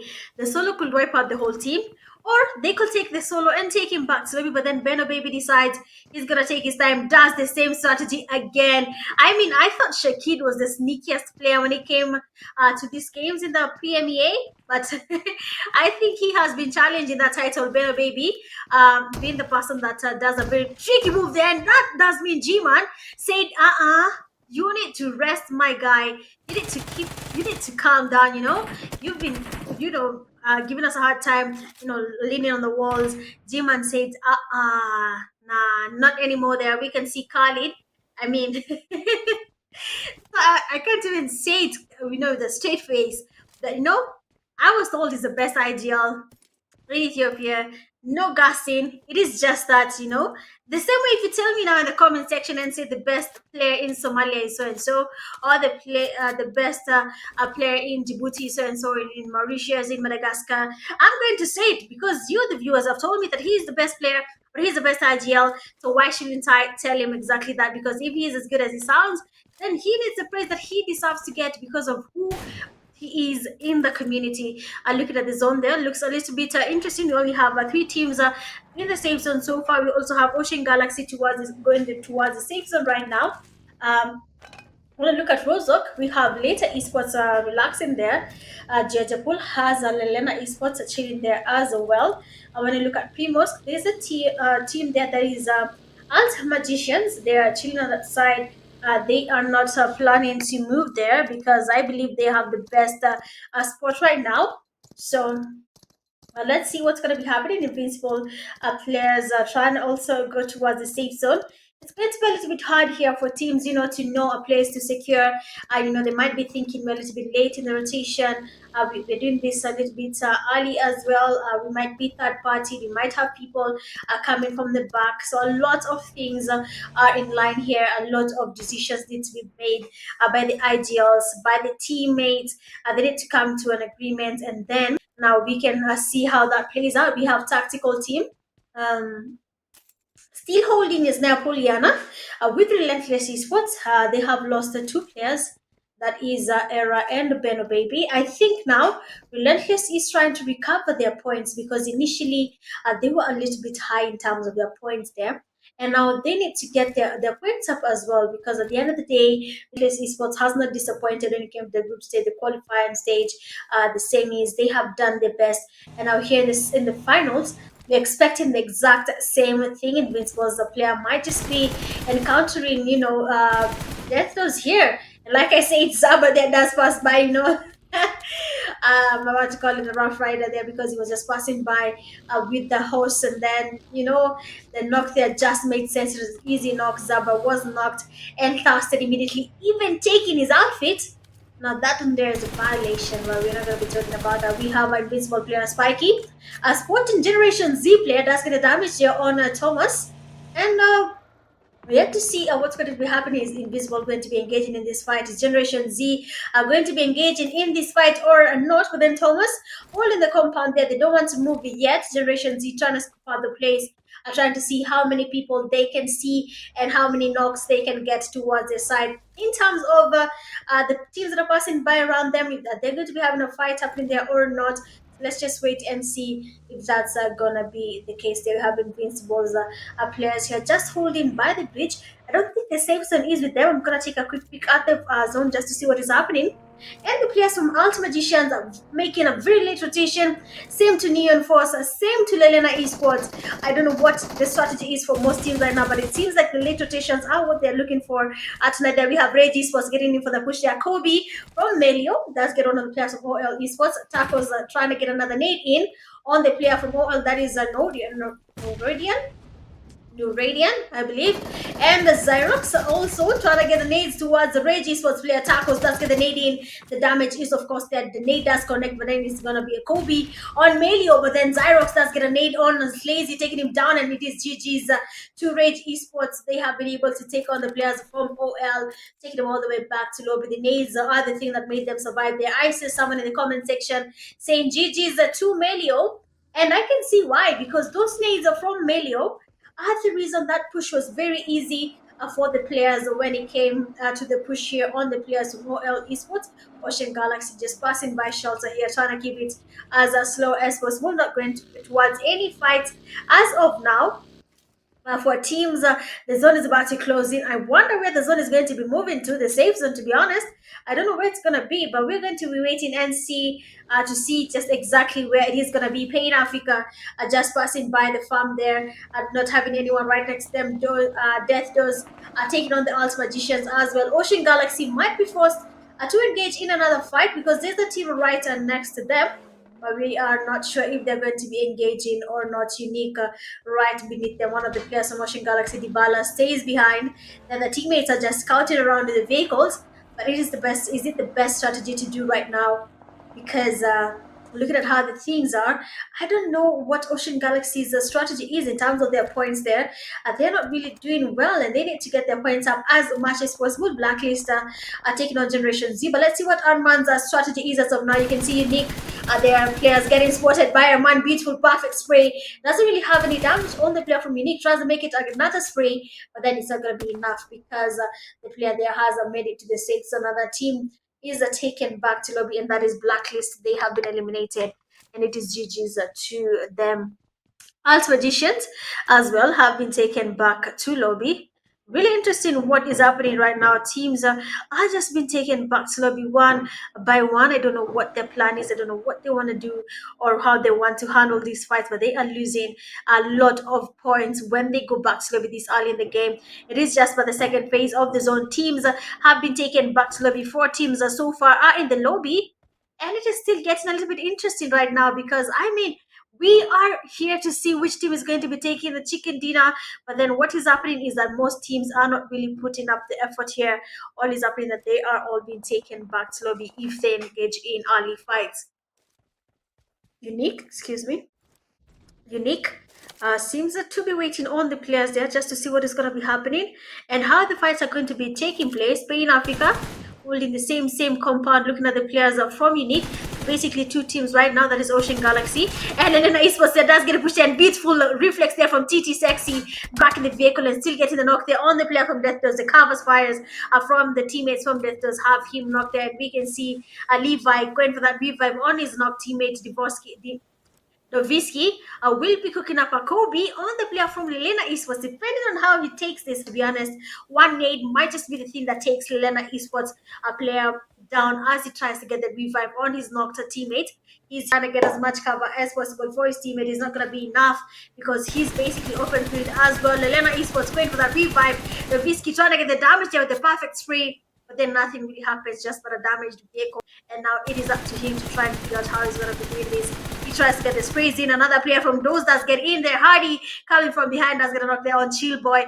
And now just one player remains standing because another knock in there from the players from Death Dose. And it is LALENA eSports to go as far away as possible from this fight because already 3 of their players are down with just one person remaining.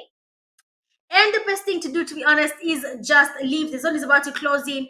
Again, the zone is getting a little bit smaller there. It is going far away from places like Nova, but we cannot really predict on that. We're going to be waiting to see how that happens. But it is GG's to LALENA eSports. But then the zone is closing in as well. We're going to the third phase of the zone. Looking at Milta Power, we have RRAGE eSports holding that place, not moving a muscle. Tactical team as well going towards that side. Milta has Generation Z. And right next to Milta, we have Later Esports and Invincibles, a Pain Africa coming from Shelter, Ocean Galaxy right next to them, as well as a Unique Esports, TYC coming from Lipovka, and Relentless as well coming in slow. They came from his Napoleana doing a very late rotation going towards the TYC. This is the second time we've seen TYC and Relentless Esports almost at the same place. They don't really engage, they don't really have anything happen towards them, but then we are going to be seeing how this happened. Ocean Galaxy players are just still waiting for a chance to take on Unique. They're waiting for a chance to engage. They are waiting patiently. Things are happening a little bit slow, but you know how that happens. Players are just taking their time. They're waiting for a chance to get the fight happening. They're waiting for a chance to take each other back to lobby. But then again, guys, like I said, if you're watching the live, make sure you like the live on YouTube, hit the sub button, and do your thing. I've seen someone making fun of Zaba there with the host. To be honest, Zaba, you have to explain to the public what were you doing with the host in a competitive game, passing, going towards death. Those, honestly, I don't know what Zaba's strategy was. But I don't think that strategy, that was just you know anyway it's just okay. It's just okay. I'm just gonna let it be. To be honest, Zabar, I don't want to be the person saying it, but next time, don't pretend to be a rough rider passing by with the horse. Just get yourself a vehicle. And we have now TYCOONS is for finally a third party the fight that does get a knock on us lazy. And that means that TYCOONS is going to be engaging in that fight against RRAGE eSports. But then they want to be distracted because there's a team passing by where RRAGE eSports is right now. Neon Force as well has the Generation Z right in front of them, right beneath where they are right now. Neon Force as well closing in. So now finally the action is going to take place at 4 teams. The Moss that's going for that push, doesn't really think it through, and RRAGE eSports immediately go in for that spray on Moss, taking him down. And we have up there Butcher trying to get another knock in. Doesn't really have anything happening there. Top does try for that part of this fight, and RRAGE eSports players are angry. Melio does get a knock there. And now TYC with one person remains, and RRAGE eSports easy peasy does get that wipe on TYCOONS eSports, taking them all the way back to lobby, and it is GG's for them.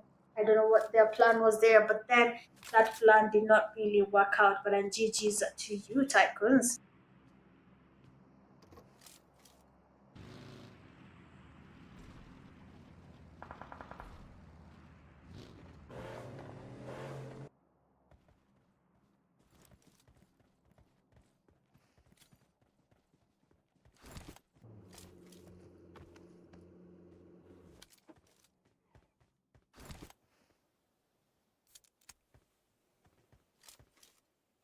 Okay, sorry about that. A little bit of hydration here and there. But we have later esports as well, third party in another fight here. Nades are flying in. Neon Force trying to get a knock there on later esports. Teeks is trying to get nades towards him as well. Later esports player danger is low. The nades are uncontrollable. It is basically a razor right now where later esports is. The nades are coming in. The smokes are out from later esports, but isn't going to be enough.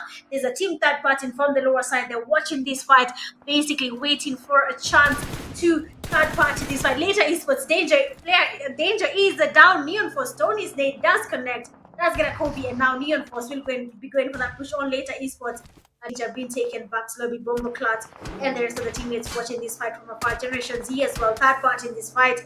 Neon Force player No Mercy is gonna be forced to go back and avoid that push there on later esports. But then they have to be careful as well. There's another team closing in from the northern side, and that is RAGE eSports, a team that is a little bit angry. And you can see from their game, they're quite aggressive. Neon Force going towards Melio, does get that knock there on one of the players of Neon Force. And I told you, Melio is a little bit angry. Not literally, but then the name RAGE, you can see it basically being showcased in the game. You can see the fight. I don't know about you, but RAGE eSports is a little bit aggressive when it comes to their push, when it comes to engaging in any fight. RAGE eSports does not hold back. We have Slazy there. They're basically still a full team. No one has been able to take any player from RAGE eSports hold their back. So we had TYCOONS eSports coming from the back, hitting them with the element of surprise. RAGE eSports immediately acting on their feet, getting a knock on TYC player Moz as he goes in for that push. Takes on the players from TYC one by one. Top as well, does go and try and get them by surprise. Their Melio doesn't really get surprised because he immediately reflexes on top and takes him all the way back slowly. The zone is now closing in. We are just but in the we're going to be forced to go towards shelter there. We're in the fourth phase of the zone, going to the fifth phase of the zone. It is going to be a little bit intense. We're going to be having teams on that side as well. Shelter will be a little bit crowded. Milta will be crowded as well. And it's going to be interesting just to see what these teams are going to be up to, what they're going to be doing just to get their points up. Sorry. 11 teams remaining. The zone is about to close in. Fourth phase to the fifth phase is going to be a little bit more damaging right now. Looking at Generation Z, they are still in the game. They have tried their best. They are trying to survive. I told you in the semifinals, Generation Z was just on something else, but I don't think it was in terms of skills. They're just having a good time there. Carly does go in for that push, passes by the buggy. The damage there from RAGE eSports. Slazy does spot another player from that is Relentless eSports.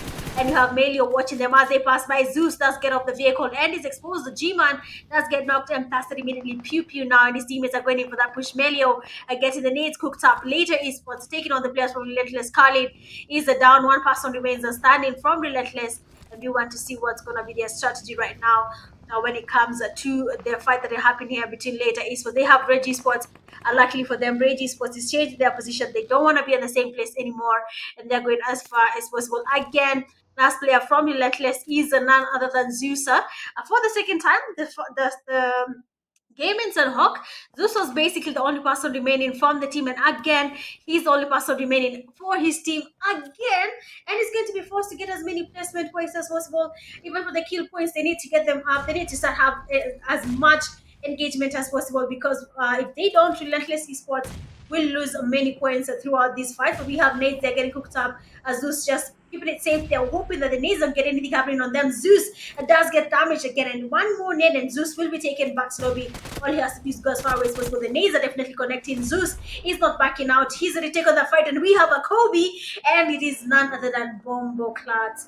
I don't know about you, but you have to say it a little bit slowly. You know, even how he's squinting his eyes there. It's like, Bomboclat. And of course, you have to look and play the part. And it is a GG's to you, Bomboclat, getting that kill for later eSports. Uh, 10 teams remaining. 5th phase of the zone. Again to the 6th phase of the zone. We have Death Doors there, Phoenix. Looking at the players are from Generation Z. Maliboy and his teammate need to be a little bit careful because Phoenix right now is trying to cook up a nade. I'm not sure if I'm seeing my own things, but they seem to have 12 eliminations in their back. Generation Z player Thomas Tasket COVID right on his face there by the player from Death Doors, and Maliboy as well has been taken back to lobby. So basically, one player from Death Doors did take out a whole duo from Generation Z, taking them all the way back to lobby, and now we can see what is happening. Pain Africa players now taking on the players from Ocean Galaxy Nades, S12K Nox. We have is it Bonnie? What? I thought it was Bonnie or what? But we have Ocean Galaxy. They are trying to get a revive on the Nocta teammate. We have the players from Death Doors right behind them. They're going to be engaging in this fight as soon as they notice there's a fight happening. This might be their chance to third party this fight. A beautiful Kobe. Death Doors, like I said, will take any chance and third party this fight. They get a Kobe on the players from Ocean Galaxy. Hardy is still engaging in that fight, throwing nades. Pain Africa as well, trying to get something happening on the player from Ocean Galaxy, and for the players of Death Doors, they're just having the time of their life. Third party in this fight from afar. Team Unique as well joining this party. You can see how many teams are engaging in a fight right now. 6th phase of the zone, going to the 7th phase. Basically, every team right now is engaging in a fight. Invincibles getting pushed in. It's GG's from Unity, taking all the players from Invincibles all the way back to lobby, and now it is gonna be a little bit heavy right now. Neon Force trying to cook up the nades there. Oshaki is taken back to lobby. Neon Force, known for their nades as well, might just be getting Kobe also on RAGE eSports. The nade doesn't really connect. They try to change their position there, but then no mercy. Shows no mercy, tries to get the nades in. Tacos is down, and that means only one person remains standing. Melio changes his position there, might just be the only person to save his team right now. He's not going to pause at any point right now. Neon Force looking for the nades there, does get more nades in, and now Melio going in for that push, does try to get a nade, getting cooked up on no mercy, and Melio might just be going back to lobby. The Kobe there, and no mercy with the damage there, has to be careful. Melio with the pre-fire does get the damage, and no mercy does get the last player there, taking him all the way back to lobby from RAGE eSports. And now we have just 4 teams remaining. Neon Force, Death Doors, Unique, and Pain Africa. Death Doors, the zone is getting to damage them. They're getting closer to the players from Team Unique. Nades are getting cooked up. Death Doors right outside the window there. Frags, that's the name of the player. That means he's just a grenadier. I mean, you have to play the part. If your name is Frags, be exactly what you are. Death Doors there. That's trying to get a flag happening with the vehicle. And we have the pre-fires, the S12K, and Frags, the East Down, and Unique have been taken back to lobby. We have nothing else to say, but then GG's to the player there from Team Unique. We have just 2 teams remaining. Pain Africa are taking on the players from Team Unique. They're quite exposed. They cannot make it to the safe zone easily. Seeing where they are right now, it is getting a little bit intense here. The fights are going to be a little bit intense as well, because Pain Africa, the only thing they can do is smoke their place there and make it to the safe zone without Unique taking them back to lobby. You saw how they took on the players from Death Doors. They actually thought that Unique was eliminated, but then not really. They took on the players from Death Doors, taking them all the way back to lobby. Team Unique right now are going in for that push here. We have a nade flying in perfectly from Pain Africa. Doesn't really land where he is, but that nade almost made sense. Almost got a Kobe on Zis. The nades are still getting cooked up. The damage on Pain Africa. The nade from Zis does connect, and he tries to cook up another nade. We're going to be seeing a Kobe on the players from Pain Africa. The nade does go in. The damage is there. Venom does get damaged. The Pony or Boney is still damaged as well. Nades flying in again.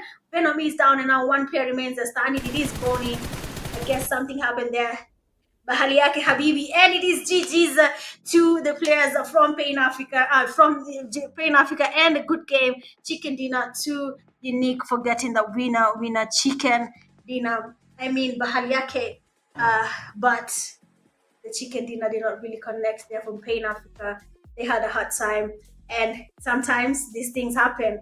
Sometimes you take on a fight and it doesn't go as planned.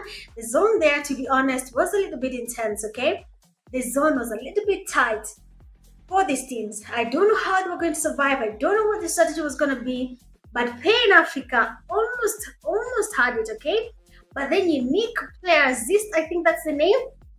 The Kobe, that got the first knock on Pain Africa player, and now Venom being down, 1 person remaining from Pain Africa, trying to go for that push. You have 2 people right around you. It's just matter solo. I mean, that game was just perfect. And we have there the winner chicken dinner starts for Team Unique. Zist getting 3 eliminations, a total of 359 damage. Ellie 2 eliminations, a damage of 259.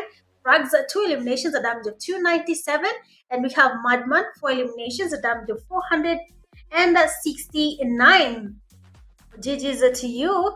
When it comes to Unique, looking at their Death Doors stats there, they got 23 points. This is getting out of hand. They got 31 points the previous game, and now they have 23 points. That's really high there. Team Unique coming in 21, Rage 16, Neon Force 11, Pain Africa 8, later eSports Ocean Galaxy 4, Invincible 3, Relentless tying with the Generation Z 2 points, Tactical Team and Blacklist 1 point. You have OL eSports, ALTMAGICIANS, LALENA eSports, Epic eSports, and TYCOONS eSports, each getting 0 points from that game. So GG's to you guys as well. It was a well-played match. But you know what, sometimes this happens, and you know, you're almost having the chicken dinner, but then it doesn't really happen your way, and you're taken back to lobby. So GG's again. We have the man of the match. Those Phoenix gets 6 eliminations, a deal a damage of 1,279, does get 3 assists, survival time of 20 minutes and 32 seconds. We have 6 knockouts on his name as well. So GG's to you there. We love to see exactly that there. We love to see it. Beautiful, a beautiful play there from those Phoenix, getting the chicken, not only the chicken, the man of the match title. So GG's. We have to head Death Dose getting 18 eliminations, and Team Unique getting 11 damage dealt from Death Dose, 3,108. And Team Unique getting 1,384.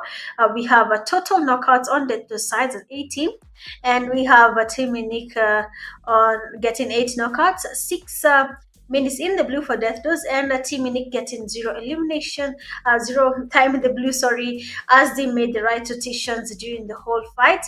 So GG's for that, and congratulations to the winners of the game. That is a Team Unique. Well-deserved winner chicken dinner. Looking at, I believe, the game rotation. Yeah, yes sir. Looking at the game rotation right now, we have just to see what Death Doors, Pain Africa, Unique, and the Neon Force did today. Death Doors there did quite a very interesting rotation. They started around Pochinki. Pain Africa, as usual, Erangel is just their map there. They always land in Pochinki. You always see them landing there. And of course, we love to see them as they try to get their chicken dinner. Death Doors on their end did a very late rotation there. They trying to make it to the zone. They had to engage in some fights there right outside Pochinki, and now they got their chance and they went towards the safe zone. We had them going towards Pain Africa, who were in shelter for quite some time. The zone closed in and they were still safe. Unique held the same compound for quite some time before Death Doors went in and tried to push them there. Pain Africa as well, they were almost at the same compound right on the across the road from where the players from Unique were. They held that compound for quite some time. They engaged in as many fights as possible that came their way on that side. So of course that might have just helped them, you know, to get their points up and of course get their kill points. But then Death Doors as well, they engaged in a lot of third-party fights. A lot of fights happened where Pain Africa was, and Death Doors actually engaged in that fight as well. So that's why they got a lot of kills while third part in the fight, and it was actually worth it because they got their kill points up. Even though they were not the winners of the game, they were still the team with the most points when it came to that game. Well, I believe that is it for game 4 tonight, guys. I told you tonight we're having 5 games, that being game 4. We'll be seeing you guys right after the break. Bye.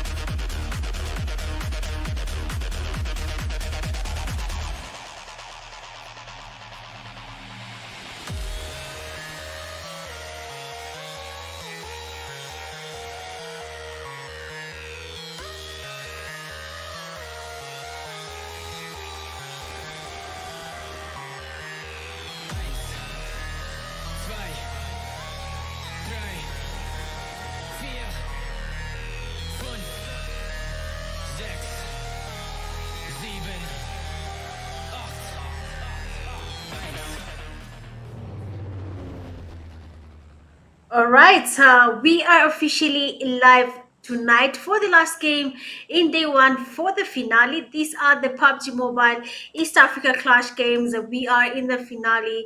And it has been a very interesting night, guys. The people who have been watching the live from the beginning until the end, you have seen how interesting it has been. A lot of action happening here and there. We have had people, unexpected fights. So I don't know what's going to be happening. Excuse me, we are in the last game. Uh, we have teams that are going to be a little bit on the passive side. Some will be on the aggressive side, maybe too comfortable in terms of their points. But before we get to that, let's look at the flight path and see where it's going to. It's coming from Prison all the way to Ahumada. So, of course, we're going to be having teams going to places like El Pozo, Monte Nuevo, Cado, San Martin, Hacienda del Patron, water treatment. As long as it is on their flight, or usually when the flight path is along where they usually land, most teams will opt for that. But we're just gonna give it time and see what happens. But before any action does come our way, as usual, guys, it is something I keep on saying. Big shout out to GB Esports for the B2 production. We are almost coming to an end in the PUBG Mobile East Africa Clash games. When it comes to the sponsors of the event, we have Esports Somalia Association. Bro, what? What? Which team is that and why are they having a hard time already? But we can see RAGE Esports seem to have one or two of their teammates down already. The game has just begun and their teammates have been knocked. Ocean Galaxy getting the upper hand there and getting two players all the way back to lobby. That means they have a better view of what is happening there. Like I said, we're going to be having a lot of interesting games here and there. We're going to be having a lot of fights, either early fights, that is people who are planning to play it a little bit aggressive, and then we'll be having the passive players as well in the game. But like I was saying, big shout out to our sponsors. We have Esports Somalia Association, we have the Kenya PUBG Mobile League, Riveros Foundation Kenya, and as well as the player, some of you know him as Bravo. He's also part of the sponsors, and we appreciate every single sponsor as they come in to sponsor these amazing games. Death Does, they are trying to get a push happening already. Epic has one of their players are down already. The other is in lobby. That means only two players remain standing, and we have their pain sport in Epic 47 does get a knock there. A very interesting knock with a very interesting gun. For the Epic team, they're trying to get the revives as well on their team here. They're trying to have as much happening as possible. They're trying to see how they're going to be taking on the players from Epic and make sure they maintain their position one. So for the other team that is leading, remember, they have been getting nothing but amazing number of kill points. They have been getting up to 21 kills, 21 in a single game. I don't know what Death Does is on, but hey, they're actually doing the most here. We have a Death Does there. I'm trying to get a push there on the player from Pain Africa, spotting one of them, and it is GG's. I mean, the spray there from Hardy was just perfect, getting the player from Epic Esports all the way back to lobby. 16 teams are now remaining.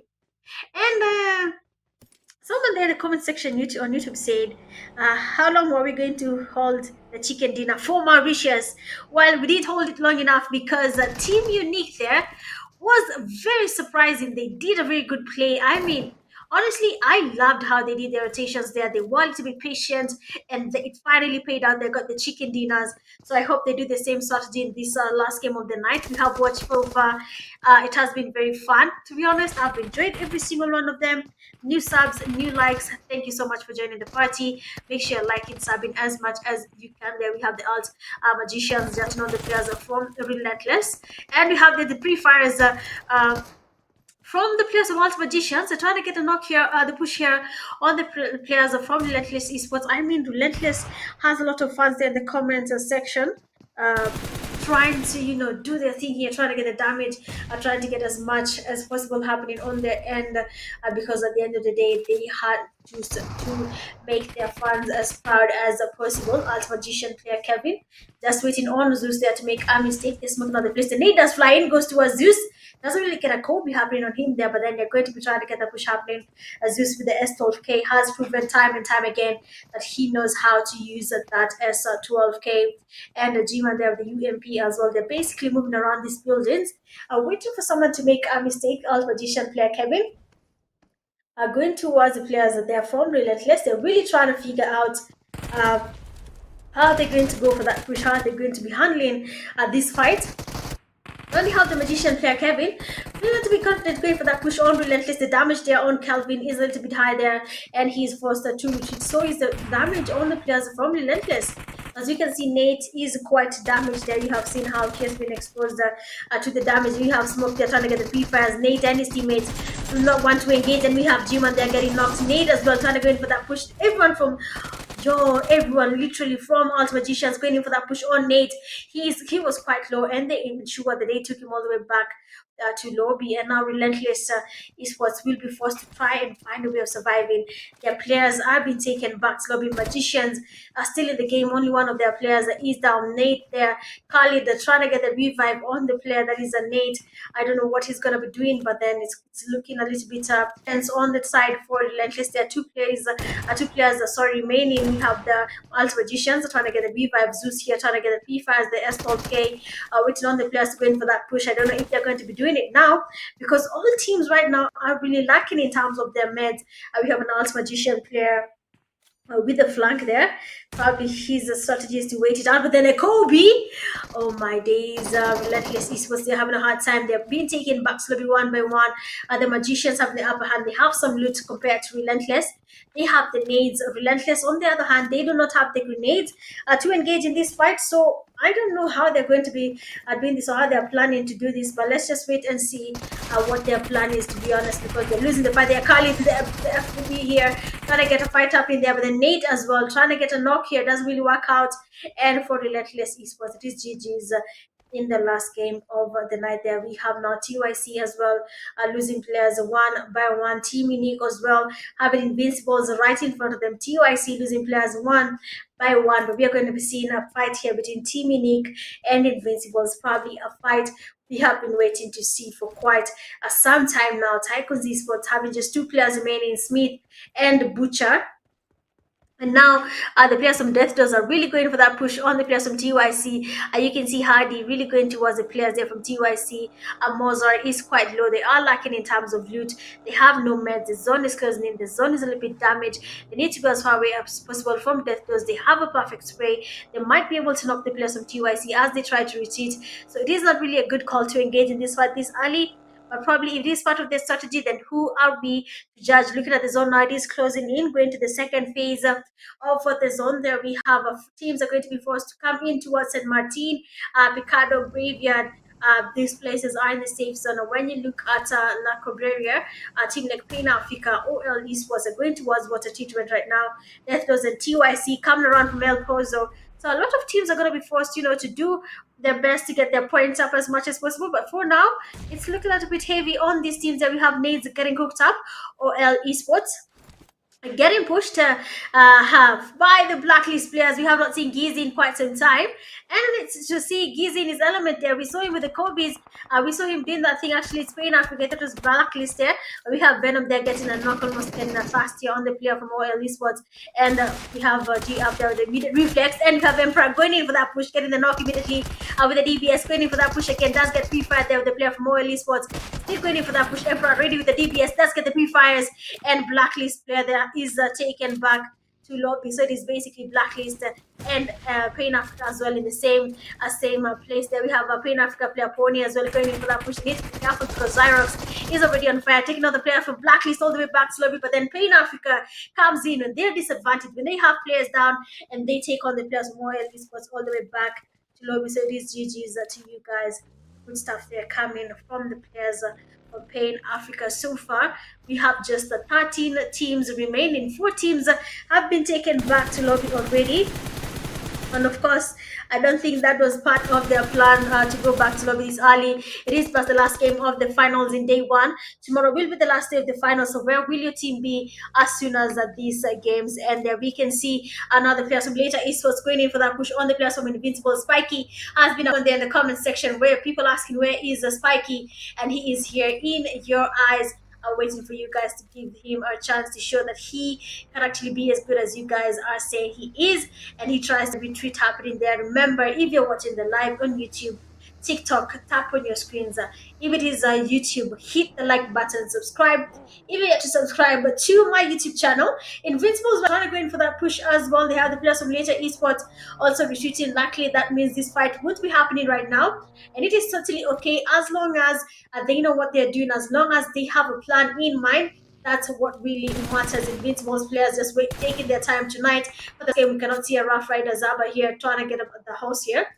Just because it's not in Miramar, but I have a feeling if it was there in Miramar, then we'd have Zaba probably moving around with the horse. I don't know why he's fond of that horse, but a horse in a competitive scene, nah, doesn't work like that. Okay, doesn't work like that. We can see the fire here from Pain Africa trying to get the damage down Neon Force.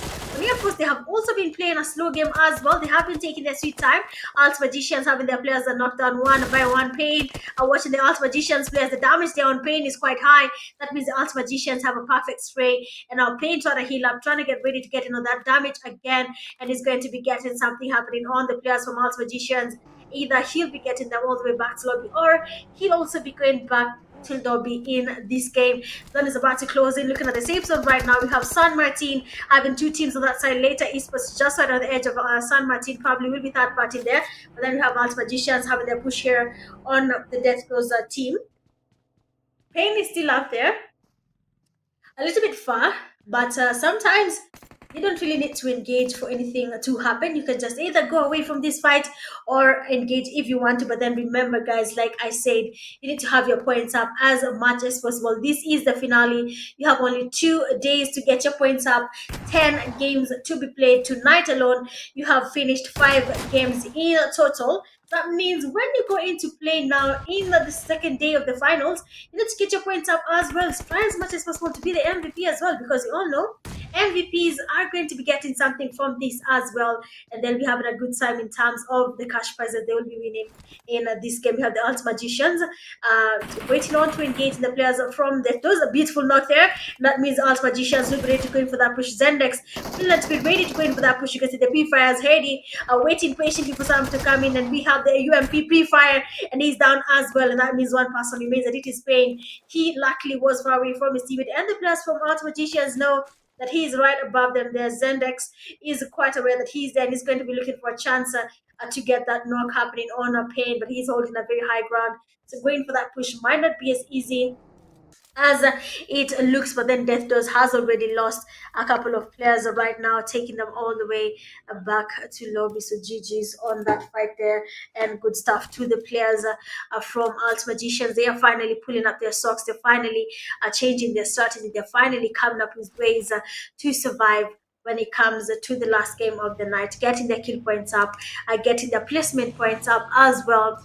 They need to have all that up so that anything that comes their way might not hit them as a surprise, but will be the perfect recipe for a winner chicken dinner for their game. But as I can say, like I keep on saying, guys, like, share, and subscribe if you have yet to do that, because that is the only way you're going to be supporting the live stream, since I didn't activate my super chats. But it is fine. So we have the team unique players in Hacienda. You can see them just watching around the place here. They have Invincibles right above them as well. RRAGE eSports holding Hacienda quite patiently, waiting for a team to push them on that end. Looking at the safe zone, it does go towards the northern side of Miramar. There we have Hacienda Del Patron being a very safe place to be in. Water treatment as well. Tactical team holding the northern side of water treatment, far away from any fight that is going to be happening. Looking at Hacienda Del Patron as well.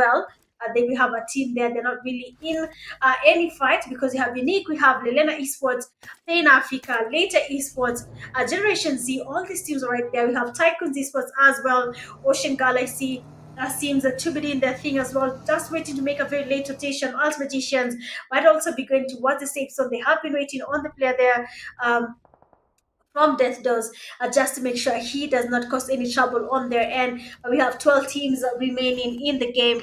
The fights are now going to be a little bit intense. Death Doors, unfortunately for them, in the last game, they will not be getting 20 points from just 2 points alone. Later eSports there, Bomboclat getting damaged. You can see Bumbleclad, they're trying to retreat, trying to go as far away as possible, because you can see the damage there. TYCOONS eSports engaging in that fight, third party, and trying to get as much damage on the players from later eSports as possible. We have Bumbleclad just watching this, just getting damaged, sorry, by TYC Smith as he tries to go in for that push there, waiting on the players from later eSports to make a mistake. Ticks, waiting patiently, waiting on the players from TYC as they try to get the damage on their players. Remember, the zone is about to close in this Miramar. As soon as we make it to the 5th phase, the fight will be a little bit intense. The first Miramar game, we waited till the 4th and 5th phase of the zone, and then we had up to 16 teams, not even, only one team had been taken back to lobby. All these teams were still in the game. So I don't know what people are waiting for, why they want to engage in fights that late. But you know what, if that strategy works for you, then why not go ahead and do that thing. We have the players from Generation Z getting damaged there. We have the Magicians again taking on another team. They are really in a good mood tonight. I don't know about you, but ALTMAGICIANS are having the time of their lives. Invincibles as well, getting closer to the Generation Z players. Azaki trying to cook up a nade. Is going to be a Kobe on that side. Invincibles as well feeling a little bit pressured because they have the players from ALTMAGICIANS passing by towards where they are. Generation Z having players getting knocked by the zone. ALTMAGICIANS players coming from the back. Invincibles is basically going to be sandwiched because Generation Z is on one side and then the ALTMAGICIANS on the other side. So of course there's going to be some sandwiching. It's going to be a little bit intense for the players here. We're going to be waiting to see how that transpires for them. TYCOONS are losing players one by one with just one person remaining. TYC Smith. Smokey, they're getting knocked by the zone. I don't know how damaging the zone is, but then it seems like teams are getting damaged one by one. And it is totally okay. I mean, these things happen at the end of the day. Sometimes you just try to have a good time in the game, but it just not isn't given anymore. It just isn't your day, sorry. When it comes to the game, we have later eSports there. Waiting on the players from Generation Z right above them. And for later eSports, they were able to take on the players from TYC, take them all the way back to lobby. Quite unfortunate for them as well. We have just 11 teams remaining. We are going to be moving to the 5th phase of the zone. Zenex and Magicians are getting pushed there by later eSports. Finally, some action for us. And you have Zenex there, the V-Fires does get the fast knock in on Bumbleclad, trying to take him all the way back slowly, but then Danger, watching this from afar, does get the cover fire on his teammate. And the players from later eSports have survived the wave of ALTMAGICIANS. So basically, the magic juice from ALTMAGICIANS has come to an end.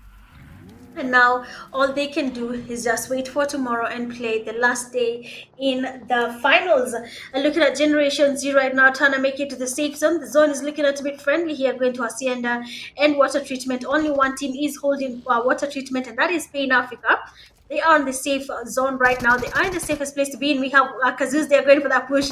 And Neon Force player does get the damage there. And the DBS from Kazoos does take him all the way back to lobby. It was an easy kill there for Kazoos because there's just one person remaining from Neon Force. 9 teams remaining. Invincibles players are getting exposed to Team Unique, and they have been taken back to lobby as well. I don't know about you in the comment section, but do you think Team Unique will be getting a 2-for-2 tonight? Will they be getting a winner chicken dinner for the second time in a row tonight? Or will they be leaving this game to another team? So far, we have not had similar teams getting the chicken dinners.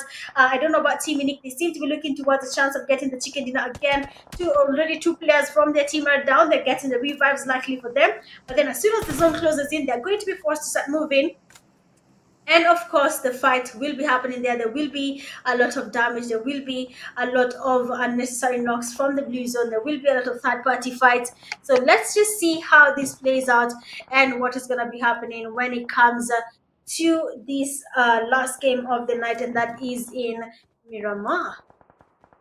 Looking at the zone right now, seeing what is happening. Teams are a little bit safe there. Spain Africa right now is going to be forced to go into this the other side of the zone. They were not really safe anymore because the zone has moved far away from the water treatment. LALENA eSports, they're waiting on the player from Team Unique. Good damage there, but then Haley does get knocked there by TT Sexy, and that means only 3 players remain standing from Team Unique. Zist and his teammates have been the last ones standing. That is Frags and Madman. The damage there from LALENA. TT Sexy trying to get another knock here on the players from Unique. The damage is actually there. TT T-Sex. He does not want to stop, but then a Kobe comes in from LALENA, and that means that Unique is down, tries to get the damage there again, but they get that party. Unique as well does get pushed there. Chillboy with another knock. Ocean Galaxy that part in this fight, and they have another player down from LALENA. It is not looking easy anymore because every single team right now is closing in. Team Unique is trying to survive this side now. The smokes, the cover from the vehicles, but are they going to be surviving this, to be honest? Everyone is a third part in this fight. Madman there with the perfect spray does get 2 knocks in there on the players from Generation Z.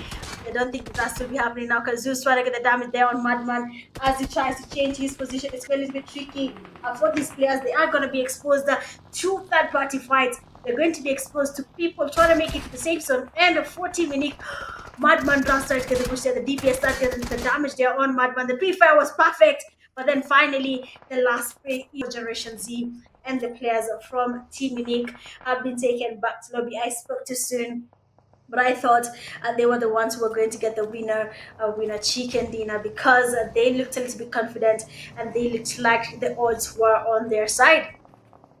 Zone is about to move again. We have LALENA eSports so trying to pick up some maze on Generation Z. Ocean Galaxy that part in the fight there. Levi trying to get anything happening here, but then does get 1 knock only, and now he's going to be forced to go back to lobby as Generation Z and Ocean Galaxy get the revives on the knocks. He had just gotten 6 teams remaining. Later eSports, RAGE eSports is in the game.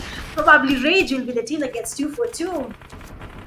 I don't know about you, but that might just be the case. We have a RAGE taking on Ocean Galaxy. Dybala has been unlocked and passed it. Armand, they're trying to cook up a nade. Is it going to be a Kobe on Thomas? He needs to be careful on that nade. He might be giving him his back right now, and he's exposed to damage there from Armand. And we have Generation Z being taken back to lobby. 5 teams remaining. In the next 10 seconds, it's going to be GG's, and we're going to be knowing which team has the winner chicken dinner. Ocean Galaxy players trying to change their position, but then they're spotted by Pain Africa. We have RAGE eSports getting the knock, but then Pain Africa immediately steals that kill. I mean, that's exactly how a competitive scene should be. If I can take the kill, then why not later eSports taken back slowly. 4 teams remaining. Tactical team, Ocean Galaxy, Pain Africa, and RAGE eSports. Ocean Galaxy player No Face. Been just got a solo, has been spotted. They're trying to get as much kills for his teammate as possible. Pubg there with the P-fires. Nade's getting cooked up by Slazy. Pain Africa right outside him. Ocean Galaxy player taken back to lobby. Pain Africa will now be forced to take on the players of RAGE eSports. The Nades are getting cooked up. Tactical team just right outside the fence there. We have Pubg trying to cook up a Kobe. But is it gonna work? Slazy, they're trying to get a POV. Pain Africa player ammo getting spotted there by Stone. The sprays there don't really connect, doesn't really get any damage on the Pain Africa player. And now RAGE eSports has to engage in that fight against Tactical team. And Pain Africa nade flies in directly on a Tactical player. Stone, the damage, of course, on ammo is actually there. And you have the fast knock in. Tactical team getting the player from Pain Africa. And his teammate are basically watching this fight from afar, trying to cook up as many nades as possible. For Stone here, he's also looking for a chance to go in for that push, trying to third party the fight here. Pain Africa is surrounded. Tactical team is coming in slowly, creeping in slowly, snaking, using the fence, using everything that they can use to make it to the safe zone. Pain Africa player Venom trying to cook up a nade. He's going to be a Kobe on Tactical team player Stone. He's right outside him. Slazy as well, looking for a chance to engage, looking for every single loophole just to get a knock on the players of Pain Africa or Tactical team. Stone here trying to get closer, has been spotted, and it's going to be GG's for Stone there. It's going to be a knock and an immediate thrust on from Pain Africa. It is GG's. Now we have just 3 teams remaining. Tactical team, Pain Africa, and RAGE eSports. Still the same teams. Tactical team having just 1 player remaining. Venom has been spotted. Beno Baby takes the opportunity, takes him down, and that means he has exposed his location right now. The players are from RAGE eSports, so the Tactical player Beno Baby is right on their side here. And if just they had the perfect nade, they might just be getting a Kobe. The zone is about to close in now. We are going to be having a little bit of an intense day here. Beno Baby does get a knock again on Fireboy. I mean, he's the mouse in this whole thing. He's just, passing by unnecessarily, waiting for someone to, lose focus, and just you pass by right next to him, he gets you. And that's exactly what Beno Baby is doing right now, waiting for every single chance to take on the players from Pain Africa. He's not letting anyone, and I mean literally anyone, have the time of their life. He's basically waiting for every single chance to third party take them by surprise. Pain Africa players just try to get a Kobe there on the RAGE eSports player. One of their teammates is already damaged, and you can see they've gotten their revive, but it's not looking easy right now. Beno Baby trying to snake his way into the safe zone. Pubg does get a nade on his side, does get the damage on tactical player, but then another nade flies in. Is it gonna be a Kobe? They go outside, they go towards him, and Beno Baby is down now. Pain Africa versus RRAGE eSports. Is it gonna be Pain Africa? Is it gonna be RRAGE eSports? Are we going to be seeing another chicken dinner for RRAGE eSports tonight? Pubg and his teammates Lazy trying to get anything happening there. They're getting pushed. Pubg is low. Pain Africa coming in that push. We have players of RRAGE eSports getting surrounded, and Pain Africa get their winner chicken dinner. I mean, yeah, it was the last game of the night, and finally Pain Africa do get the chicken dinner for their team. I mean, it was definitely worth it. They have finally gotten their chicken dinner. It's not an easy thing to do, to be honest. It's not easy to, get your kills up, get your rotation. That place is a little bit crowded. Tactical team, Pain Africa, RRAGE eSports, all these teams are the same place, They're trying to survive. They're trying to get to the safe zone. They're trying to get the kills there. I mean, Beno Baby was causing trouble the whole time. Pain Africa was just chilling. Imagine if Beno Baby kept on disturbing them, and maybe one player was taken back slow. It would have been a little bit intense for them. But you know what? It is GG's. Look at the winner chicken dinner starts. We have Pain Africa player Ammo. 4 eliminations, a damage of 533. We have Fireboy, 3 eliminations, a damage of 390. Venom, 1 elimination, a damage of 647, and we have Boney, 4 eliminations and a damage of 537. That Boney is very much bahali yake, but you know what? It is what it is. And GG's to you, Pain Africa, again for the beautiful winner chicken dinner. We have a look at the stats there. Pain Africa does get 22 total points for that game. Ocean Galaxy 12, RRAGE and ALTMAGICIANS each getting 9 points. We have Generation Z get 8. Later eSports are getting 6 together, a tactical team. We have Team Unique and Deathers at 5 points each. OL eSports 4, LALENA eSports 3, Neon Force 2, Invisibles 2, Blacklist and TYC 1 point each, and Epic eSports and Relentless 0 points each from that game. Again, GG's to you, Pain Africa for the winner chicken dinner. We have a man of the match. Very interesting pose there. He knew what he was doing. Generation Z player Kazuz getting 5 eliminations, a damage of 695, 1 assist, survives a total of 20 minutes and 27 seconds, and the total knockouts on his side as 2. So GG's again to you, Generation Z player Kazuz, for getting man of the match title. Pain Africa versus head-to-head with Ocean Galaxy. Pain Africa getting 12 eliminations, Ocean Galaxy getting 8. Damage dealt by Pain Africa 2,107. Ocean Galaxy dealing a damage of 885. Pain Africa getting 10 knockouts, Ocean Galaxy getting 4. Total time in the blue 3 seconds for Pain Africa, 2 minutes and 15 seconds for Ocean Galaxy. GG's again to Pain Africa for that beautiful winner chicken dinner. Looking at how they did their zone rotation there, Ocean Galaxy and RRAGE eSports. Pain Africa there came from La Cobreria, so basically they had a good time there. The zone was them. They landed at the best place. They had the safe zone. They were not exposed to any blue zone damage. They just took their time, having 12 eliminations. Of course, came in with the rotations they made. They tried to make it the water treatment. They met a team like Tactical there. They went towards Hacienda del Patron. Hacienda was also a little bit crowded there. Pain Africa was basically playing it a little bit slow. We saw them engaging in fights a little bit later in the game. That's when we saw them getting the knocks the fast, and now the elimination points are going up, and they got 12 elimination points in their bag. So again, GG's to you, Pain Africa. That was actually a really, really good rotation there. We're waiting on RRAGE eSports. I mean, tactical player there. He was very patient, to be honest. Beno Baby didn't even want to move a muscle. He basically waited for the fight. He waited it out, guys, and was watching Pain Africa and RRAGE have a whole back-to-back, trying to get a chance, to third party. But he was almost having it. He got the knocks down Pain Africa, but then because he was outnumbered and his teammate got knocked and taken back slowly.